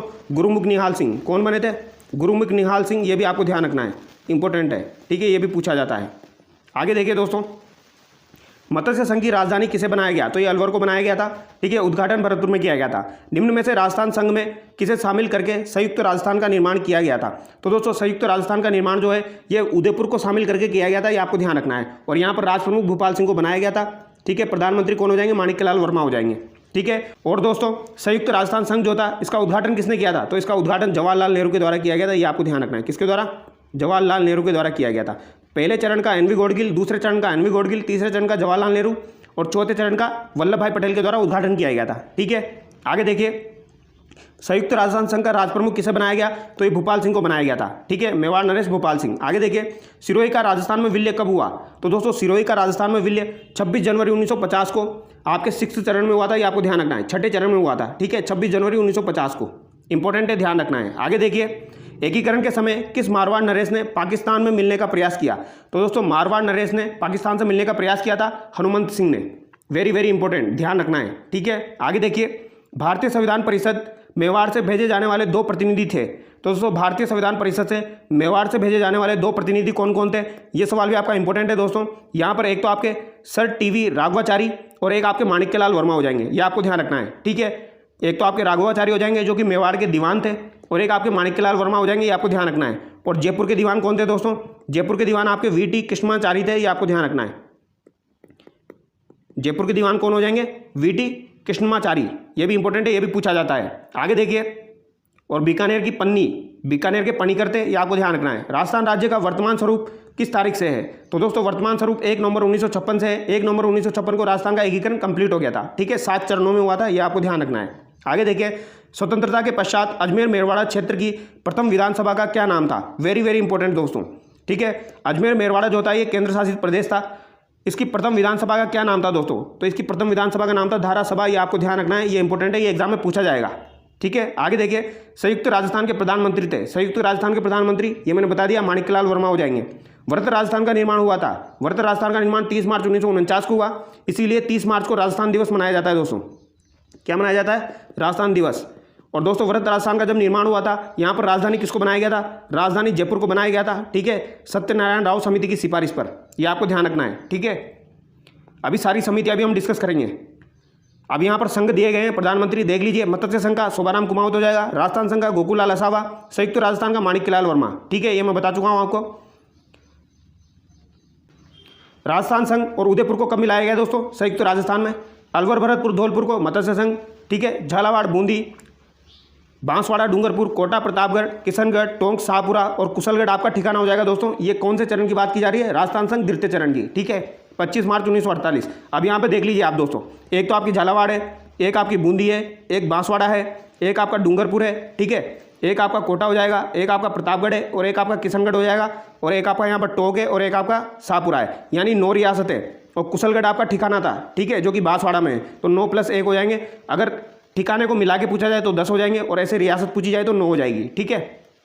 आगे देखिए, संयुक्त व्रत राजस्थान कब अस्तित्व में आया, तो दोस्तों संयुक्त व्रत राजस्थान यानी यहाँ पर 5th चरण की बात की जा रही है दोस्तों।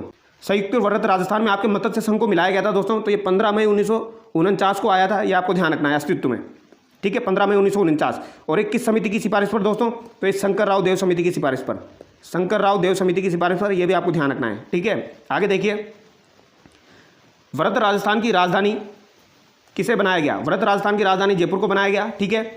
राजस्थान निर्माण के प्रथम चरण में गठित मत्स्य संघ में शामिल थे अलवर भरतपुर धौलपुर करौली, ठीक है। और यहाँ पर एक ठिकाना था दोस्तों निमराना, निमराना भी आपको ध्यान रखना है, निमराना अलवर में है, ठीक है, यानी 4 रियासतें और एक ठिकाना था निमराना अलवर। आगे देखिए, मत्स्य संघ का राजस्थान में कब विलय किया गया, मत्स्य संघ का राजस्थान में विलय 15 मई 1949 को हुआ, ठीक है, इंपॉर्टेंट है दोस्तों, ये पूछा जाता है। अगर आपसे पूछा जाए मत्स्य संघ का निर्माण कब हुआ, तो दोस्तों 1948 में हुआ, 18 मार्च 1948। बट अगर आपसे पूछा जाए मत्स्य संघ का राजस्थान में विलय कब हुआ, तो यहाँ पर 15 मई 1949। यहाँ पर बच्चे गड़बड़ कर देते हैं, तो ध्यान रखना है ये, ठीक है।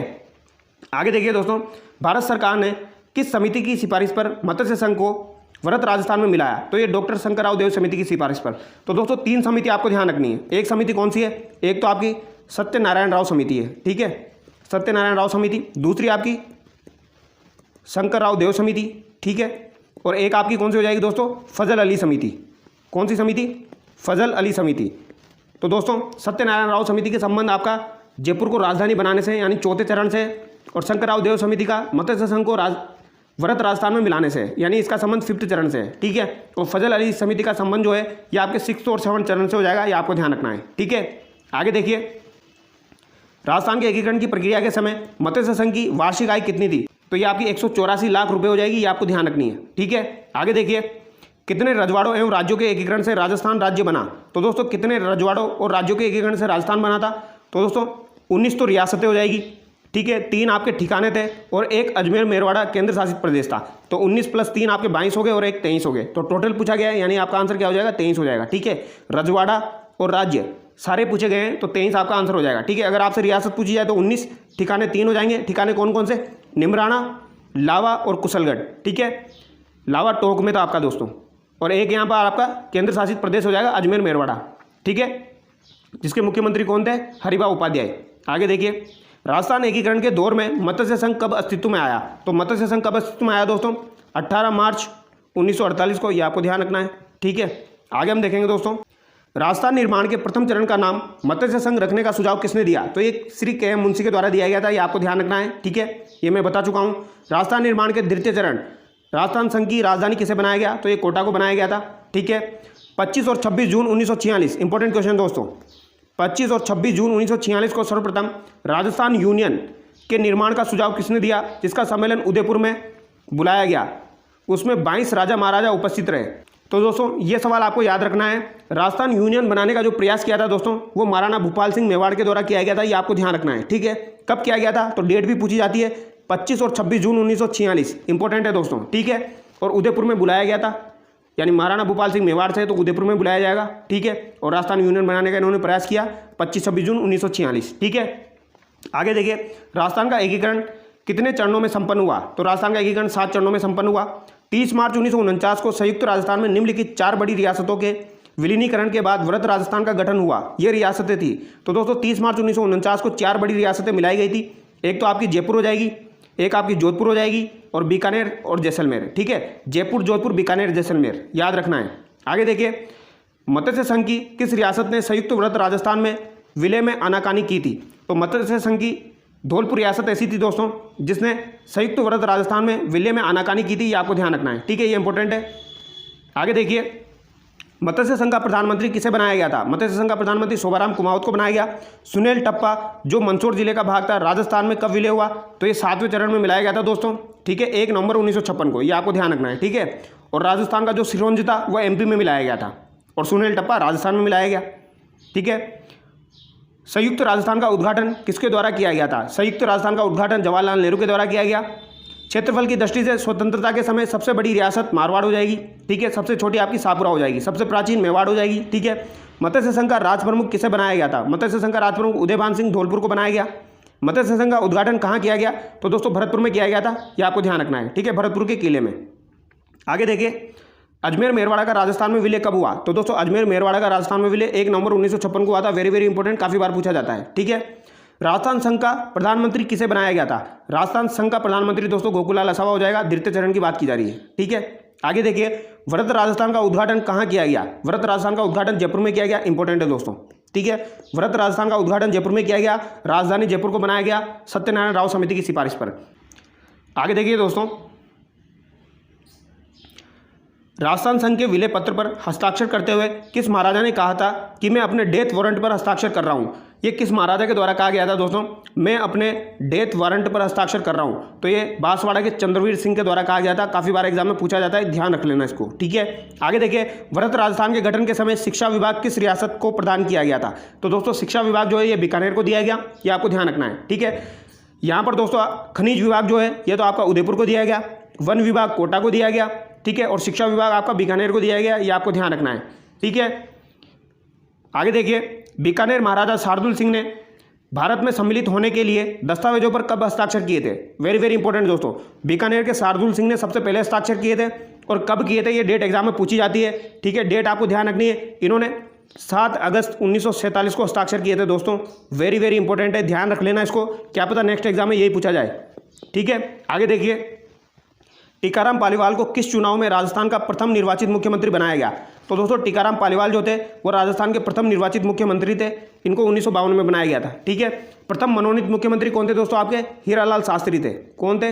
हीरालाल शास्त्री। ठीक है, जिन्होंने जीवन कुटीर के गीत लिखे थे। दूसरे कौन थे आपके दोस्तों? जयनारायण व्यास, ये भी आपके मनोनीत थे। जयनारायण व्यास मनोनीत थे दोस्तों। फिर आपके CS वेंकटाचार्य, ये तीनों आपके मनोनीत थे। फिर उसके बाद चौथे नंबर पे आपके निर्वाचित हुए टीकाराम पालीवाल, ये आपको ध्यान रखना है। ठीक है, और जयनारायण व्यास जो थे दोस्तों ये आपके निर्वाचित और मनोनीत दोनों मुख्यमंत्री रहे हैं। आगे देखिए, P सत्यनारायण राव समिति की सिफारिश पर रियासतों में विभागों का बंटवारा किस प्रकार किया गया दोस्तों? वो हम देख लेते हैं। का आवंटन किस प्रकार किया गया? राजधानी तो जो है ये जयपुर को दी गई। हाई कोर्ट जो है दोस्तों ये जोधपुर को दिया गया। ठीक है, खनिज विभाग उदयपुर को हो जाएगा, वन विभाग और सहकारी विभाग कोटा को हो जाएगा, कृषि विभाग दोस्तों भरतपुर को हो जाएगा, ये भी ध्यान रखना। कृषि विभाग भरतपुर, शिक्षा विभाग बीकानेर हो जाएगा। ठीक है, आगे देखिए, नवंबर 1947 को सिरोही को राजपूताना एजेंसी से हटाकर किस एजेंसी के अंतर्गत रख दिया गया था?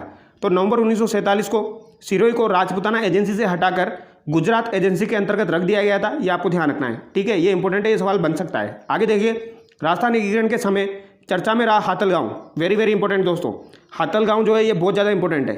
ठीक है, किस राजनीतिक नेता से संबंधित था जहां उनका जन्म हुआ था? तो दोस्तों गोकुल भाई भट्ट का जन्म कहां पर हुआ था? हाथल गांव में हुआ था, ये आपको ध्यान रखना है। एग्जाम में एक बार सीधा क्वेश्चन पूछा गया था, गोकुल भाई भट्ट का जन्म कहां पर हुआ? तो हाथल गांव सिरोही में हुआ था, ये आपको ध्यान रखना है। ठीक है, इंपॉर्टेंट है। आगे देखिए, राजस्थान में कोई छोटा सा राज्य भी ऐसा नहीं जिसमें थर्मोपोली जैसी रणभूमि में हो, और शायद ही ऐसा कोई नगर ना मिले जहां लियोनार्ड जैसे वीर पुरुष पैदा नहीं हुआ है। यह कथन किसका है? तो ये कर्नल जेम्स टोड का है दोस्तों। ठीक है, यह कथन किसका है? राजस्थान की भूमि में ऐसा कोई फूल नहीं उगा जो राष्ट्रीय वीरता और त्याग की सुगंध से भरपूर नहीं झूला हो। तो यह कथन भी कर्नल जेम्स टोड का है दोस्तों। ठीक है, आगे देखिए दोस्तों, आओ बच्चों तुम्हें दिखाएं झांकी हिंदुस्तान की, आओ बच्चों तुम्हें दिखाएं झांकी हिंदुस्तान की, है मेरे वतन के लोगों नामक प्रसिद्ध गीत किसने लिखा था? वेरी वेरी इंपॉर्टेंट दोस्तों। तो ये आपके दोस्तों कवि प्रदीप के द्वारा लिखा गया था, ये आपको ध्यान रखना है। किसके द्वारा लिखा गया? कवि प्रदीप के द्वारा लिखा गया था। ठीक है, इनके बारे में भी हम आगे डिस्कस करेंगे, इनका एक उपनाम है वो भी आपको ध्यान रखना है। ठीक है, आगे देखिए, 1912 में लॉर्ड होर्डिंग को मारने के प्रयास में हुए दिल्ली बम कांड में राजस्थान के कौन से क्रांतिकारियों की महत्वपूर्ण भूमिका थी? तो दोस्तों लॉर्ड होर्डिंग को मारने के लिए किया गया जो प्रयास था दिल्ली बम कांड 1912 में, उसमें प्रताप सिंह बारट और जोरावर सिंह बारट थे, ये आपको ध्यान रखना है। ठीक है, प्रताप सिंह बारट के पिता का नाम क्या है दोस्तों? केसरी सिंह बारट। केसरी सिंह बारट का संबंध कौन सी जेल से है? केसरी सिंह बारट का संबंध हजारीबाग जेल से है, और प्रताप सिंह बारट का संबंध बरेली जेल से है। और जोरावर सिंह बारट जो है ये कभी आजीवन पकड़े ही नहीं गए, ये आपको ध्यान रखना है। आगे देखिए, सिरोही में गोविंद गिरी ने सम सभा की स्थापना कब की? सम सभा की स्थापना सिरोही के अंदर दोस्तों फरवरी 1883 में की गई थी, ये आपको ध्यान रखना है। ठीक है, और दोस्तों इसका प्रथम अधिवेशन जो है ये आपका 1903 को हुआ था, ये आपको ध्यान रखना है। द्वितीय अधिवेशन इसका 17 नवंबर 1913 को हुआ था। ठीक है, जहां पर मानगढ़ पहाड़ी में मानगढ़ हत्याकांड हुआ था, ये आपको ध्यान रखना है, जिसे राजस्थान का जलियांवाला बाग हत्याकांड कहा जाता है। और अगर आपसे नीमू चना के बारे में पूछा जाए तो नीमू चना हत्याकांड आपका कब हुआ था दोस्तों? तो ये आपका 14 मई 1925 को हुआ था, ये आपको ध्यान रखना है, जिसे महात्मा गांधी जी के द्वारा दोहरी डायराशाही कहा गया था। ठीक है, यह अलवर रियासत में हुआ था, और इस समय वहां का शासक कौन था? जयसिंह था, यह आपको ध्यान रखना है। ठीक है, ये कुछ सवाल है जो पूछे जाते हैं। आगे देखिए, मेजर पीरू सिंह शेखावत का जन्म 20 मई 1918 को कहाँ हुआ था? तो दोस्तों 20 मई 1918 को मेजर पीरू सिंह का जन्म रामबेरी झुंझुनू में हुआ था, ये आपको ध्यान रखना है। ठीक है, आगे देखिए, 18 जुलाई 1948 को कश्मीर में पाकिस्तान की कबालियों से मुठभेड़ में शहीद हुए मेजर पीरू सिंह शेखावत को परमवीर चक्र मरणोपरांत कब मिला? तो दोस्तों पीरू सिंह जो थे इन्हें परमवीर चक्र कब दिया गया, ये आपको ध्यान रखना है, 1952 में। वेरी वेरी इंपॉर्टेंट है, ध्यान रखना है। ठीक है, 18 जुलाई 1948 को ये मुठभेड़ में शहीद हो गए थे दोस्तों, तो पीरू सिंह शेखावत को 1952 में परमवीर चक्र दिया गया। आगे देखिए, राजस्थान के किस जिले में मेजर शैतान सिंह का जन्म 1 दिसंबर 1924 को हुआ? तो दोस्तों मेजर शैतान सिंह जो है इनका जन्म जोधपुर में हुआ था, ये आपको ध्यान रखना है। आगे देखिए दोस्तों, 1962 भारत चीन युद्ध में शहीद मेजर शैतान सिंह को किस वर्ष परमवीर चक्र से सम्मानित किया गया? तो दोस्तों इन्हें 1963 में सम्मानित किया गया। पीरू सिंह को 1952 में और मेजर शैतान सिंह को 1963 में परमवीर चक्र से सम्मानित किया गया। ठीक है, ये 2 परमवीर चक्र विजेता है, ये आपको ध्यान रखना है। राजस्थान के किस वीर सपूत को राजस्थान का पहला महावीर चक्र प्रदान किया गया? वेरी वेरी इंपॉर्टेंट दोस्तों, पहला महावीर चक्र किसको प्रदान किया गया था? तो ये आपके सूबेदार चुनाराम फागड़िया को प्रदान किया गया, ये आपको ध्यान रखना है। ठीक है, इंपॉर्टेंट है, इनका संबंध शिखर से, ये भी आपको ध्यान रखना है, चुनाराम फागड़िया। आगे देखिए, सूबेदार चुनाराम फागड़िया का जन्म 1923 डलमास की ढाणी में हुआ, यह किस जिले में है? तो ये शिखर में है, ये आपको ध्यान रखना है। ठीक है, तो महावीर चक्र सूबेदार चुनाराम फागड़िया को दिया गया, ये आपको ध्यान रखना है। आगे देखिए दोस्तों, सेकला जुनावास गांव जोधपुर में 1 दिसंबर 1923 को जन्मे। ठीक है, जोधपुर में शहीद सैनिक ढोकल सिंह को मरणोपरांत कौन सा पुरस्कार प्रदान किया गया? तो दोस्तों ढोकल सिंह जो है इनका जन्म जोधपुर में हुआ था, इनको महावीर चक्र दिया गया, ये आपको ध्यान रखना है। ठीक है, ब्रिगेडियर रघुवर सिंह राजावत को राष्ट्रीय डॉक्टर सर्वपल्ली राधाकृष्णन ने किस सम्मान से सम्मानित किया? तो दोस्तों रघुवीर सिंह राजावत को महावीर चक्र से सम्मानित किया गया था सर्वपल्ली राधाकृष्णन जी के द्वारा, ये आपको ध्यान रखना है। निम्न में से राजस्थान के किस वीर सेनानी को मरणोपरांत महावीर चक्र दिया गया? तो मरणोपरांत महावीर चक्र ढोकल सिंह को दिया गया था, ये आपको ध्यान रखना है, इनका संबंध जोधपुर से है। आगे देखिए, 26 जनवरी 1972 को महावीर चक्र से सम्मानित कर्नल उदय सिंह भाटी दोस्तों का संबंध किस जिले से रहा है? तो ये शेरगढ़ जोधपुर से रहा है, ये आपको ध्यान रखना है। ठीक है, आगे देखिए, महावीर चक्र से सम्मानित लेफ्टिनेंट कर्नल हनुज सिंह का संबंध किस जिले से है? तो दोस्तों हनुज सिंह जो है इनका संबंध किस जिले से है? ठीक है, इनका संबंध आपका बाड़मेर से हो जाएगा, ये आपको ध्यान रखना है। ठीक है, ये भी महावीर चक्र सम्मानित है, ये आपको ध्यान रखना है। आगे देखिए, लेफ्टिनेंट कर्नल सवाई भवानी सिंह को महावीर चक्र दिया गया दोस्तों। ग्रुप कैप्टन चंदन सिंह को भी महावीर चक्र दिया गया। नायक सुगल सिंह को भी महावीर चक्र प्रदान किया गया, ये आपको ध्यान रखना है। आगे देखिए, राजस्थान के किस वीर सेनानी को 1971 के युद्ध के बाद पाकिस्तान ने फ़ख्र हिंद से नवाजा था? तो दोस्तों 1971 के युद्ध के बाद पाकिस्तान के द्वारा फ़ख्र हिंद से नवाजा गया lieutenant colonel Hanumat Singh. Important है दोस्तों, ये आपको ध्यान रखना है। इनका जन्म कहाँ पर हुआ?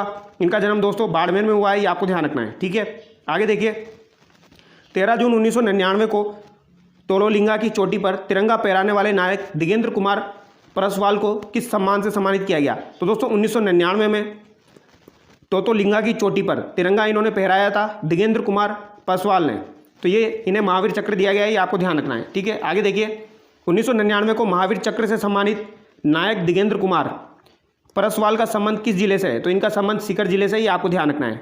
आगे देखिए, राजस्थान के वीर सपूतों को मिले अशोक चक्र, वो हम देख लेते हैं। आपके हवलदार शंभूपाल सिंह, हवलदार शंभूपाल सिंह जो है दोस्तों 1961 में दिया गया। सूबेदार लाल सिंह, सूबेदार मान सिंह 1965 में दिया गया। सुल्तान सिंह राठौड़, सूबेदार सुरेश चंद्र यादव, इनको 2003 में दिया गया। तो दोस्तों अशोक चक्र से सम्मानित इन्हें कैसे याद रखोगे आप? देखिए दोस्तों, यहाँ पर भी सूबेदार आ रहा है सूबेदार लाल सिंह, सूबेदार मान सिंह, यहाँ पर आ रहा है सुल्तान सिंह राठौड़, यहाँ पर आ रहा है दोस्तों सुरेश चंद्र यादव, और यहाँ पर आपका हो जाएगा शंभूपाल सिंह। तो दोस्तों स से जो नाम स्टार्ट हो रहे हैं उनको अशोक चक्र दिया गया है, ये आपको ध्यान रखना है। ठीक है, तुक्का लगाना हो तो काम आ सकता है। आगे देखिए, निर्भय सिंह को पंजाब में वीरता पूर्वक बलिदान के लिए 1985 में अशोक चक्र से सम्मानित किया गया। इनका संबंध किस जिले से है? तो दोस्तों इनका संबंध झालावाड़ से, ये आपको ध्यान रखना है। निर्भय का संबंध कहाँ से है दोस्तों? निर्भय सिंह का संबंध झालावाड़ से हो जाएगा, ये आपको ध्यान रखना है। ठीक है, निर्भय झालावाड़। 2006 में कीर्ति चक्र से सम्मानित मेजर जेम्स थॉमस का संबंध किस जिले से है? तो दोस्तों जेम्स थॉमस का संबंध जो है ये बीकानेर जिले से, ये आपको ध्यान रखना है। 2006 में इनको कीर्ति चक्र दिया गया है। ठीक है, आगे देखिए, जमादार छोटू सिंह तथा कैप्टन अरविंद बुडक को किस सम्मान से सम्मानित किया गया था? तो छोटू सिंह और अरविंद बुडक को शौर्य चक्र से सम्मानित किया गया है। ठीक है, कारगिल युद्ध में भाग लेने वाले स्क्वाड्रन लीडर अजय आहूजा, नायब सूबेदार रामपाल सिंह को किस सम्मान से सम्मानित किया गया है? तो दोस्तों अजय आहूजा और रामपाल सिंह को वीर चक्र से सम्मानित किया गया है। ठीक है, आगे देखिए दोस्तों, कवि प्रदीप का मूल नाम था, तो कवि प्रदीप का मूल नाम क्या है दोस्तों? राम नारायण द्विवेदी। इंपॉर्टेंट है दोस्तों, ये आपको ध्यान रखना है। ठीक है, राम नारायण द्विवेदी, ये अभी हमने डिस्कस किया था। रामचंद्र नारायण द्विवेदी का जन्म 6 फरवरी 1915 को उज्जैन के बड़े नगर में किस राज्य में हुआ? तो ये मध्य प्रदेश में हुआ। ठीक है, यानी उज्जैन में इनका जन्म हुआ था। पुलवामा हमला कब हुआ था दोस्तों? तो ये आप लोगों को बहुत अच्छे से पता होगा, 14 फरवरी 2019 को हुआ था पुलवामा अटैक। ठीक है, आगे हम देखेंगे दोस्तों, 2-4 सवाल हो रहे दोस्तों। पाकिस्तानी ने भारतीय वायुसेना के विंग कमांडर अभिनंदन को भारत को कब सौंपा था? तो दोस्तों 1 मार्च 2019 को सौंपा था। ठीक है, ये तो आपने देखा ही होगा। पुलवामा हमले में CRPF जवानों पर हमला करने का जिम्मेवारी जैश-ए-मोहम्मद ने ली। इसमें राजस्थान के कितने वीर सपूत शहीद हुए थे? तो दोस्तों यहाँ पर 5 वीर सपूत शहीद हुए थे, ये आपको ध्यान रखना है। 15 अगस्त 2019 को विंग कमांडर अभिनंदन को कौन सा पुरस्कार दिया गया? तो दोस्तों अभिनंदन को वीर चक्र पुरस्कार दिया गया है, ये आपको ध्यान रखना है। विंग कमांडर अभिनंदन ने पाकिस्तान के F-16 फाइटर प्लेन को किस लड़ाकू विमान से मार गिराया था? तो इन्होंने MiG-21 से मार गिराया था, ये आपको ध्यान रखना है। तो इन्होंने MiG-21 से मार गिराया था, ये आपको ध्यान रखना है। आगे देखिए, पाकिस्तान से लौटने के बाद विंग कमांडर अभिनंदन की पहली पोस्टिंग राजस्थान में कहाँ की गई? तो दोस्तों अभिनंदन की पहली पोस्टिंग सूरतगढ़ में की गई थी, ये आपको ध्यान रखना है। ठीक है, आगे देखिए, पुलवामा हमले में जो शहीद हुए थे दोस्तों, हेमराज मीणा, इनका संबंध कोटा जिले से है। रोहितास लांबा, इनका संबंध जयपुर जिले से है दोस्तों। जीतराम गुज्जर, इनका संबंध भरतपुर से है। और नारायण गुज्जर, इनका संबंध राजसमंद से है, ये आपको ध्यान रखना है। और भागीरथ सिंह का संबंध किससे? धौलपुर से है, ये भी आपको ध्यान रखना है। ठीक है, भागीरथ का संबंध तो धौलपुर से हो जाएगा। नारायण गुज्जर का संबंध दोस्तों राजसमंद से हो जाएगा। जीतराम का भरतपुर से हो जाएगा। हेमराज मीणा कोटा से। रोहितास लांबा जयपुर से हो जाएगा। ठीक है, आगे देखिए दोस्तों, पुलवामा हमले में शहीद हुए राजस्थान के जवान भागीरथ का संबंध किस जिले से है? तो धौलपुर से है। ठीक है, पूछा जा सकता है। राजस्थान के शौर्य चक्र प्राप्त वीर सेनानियों, ब्रिगेडियर बाघ सिंह राठौड़ बीकानेर से संबंधित है। कैप्टन नरपत सिंह राठौड़ जोधपुर से संबंधित है। मेजर रणवीर सिंह शेखावत, ये आपके झुंझुनू से संबंधित है। शेखावत झुंझुनू से संबंधित है। ठीक है, ये शौर्य चक्र प्राप्त वीर सेनानी है, ये आपको ध्यान रखना है। आगे देखिए, सीकर के कैप्टन महेंद्र सिंह तंवर को मरणोपरांत 1965 में भारत सरकार ने कौन सा अलंकरण से नवाजा था? तो इन्हें अशोक चक्र से नवाजा था। ये आपको ध्यान रखना है। किसको? महेंद्र सिंह तंवर को। ये कहाँ से संबंधित है? सीकर से। आगे देखिए, राजस्थान के वीर सपूतों को मिले सम्मान। मेजर भानु प्रताप सिंह को सेना मेडल मिला है दोस्तों। सुरेंद्र पुनिया को विशिष्ट सेवा और सुमेर सिंह को शौर्य चक्र मिला है। ये आपको ध्यान रखना है, ठीक है। भानु प्रताप जी को तो सेना मेडल, सुरेंद्र पुनिया विशिष्ट सेवा मेडल, सुमेर सिंह को शौर्य चक्र। ये आपको ध्यान रखना है, ठीक है। तो ये जो भी इंपॉर्टेंट चीज़ें थी दोस्तों, ये हमने डिस्कस कर ली है। ये महेंद्र सिंह तंवर आपको ध्यान रखना है, इनको मरणोपरांत 1965 में दिया गया था अशोक चक्र, ठीक है।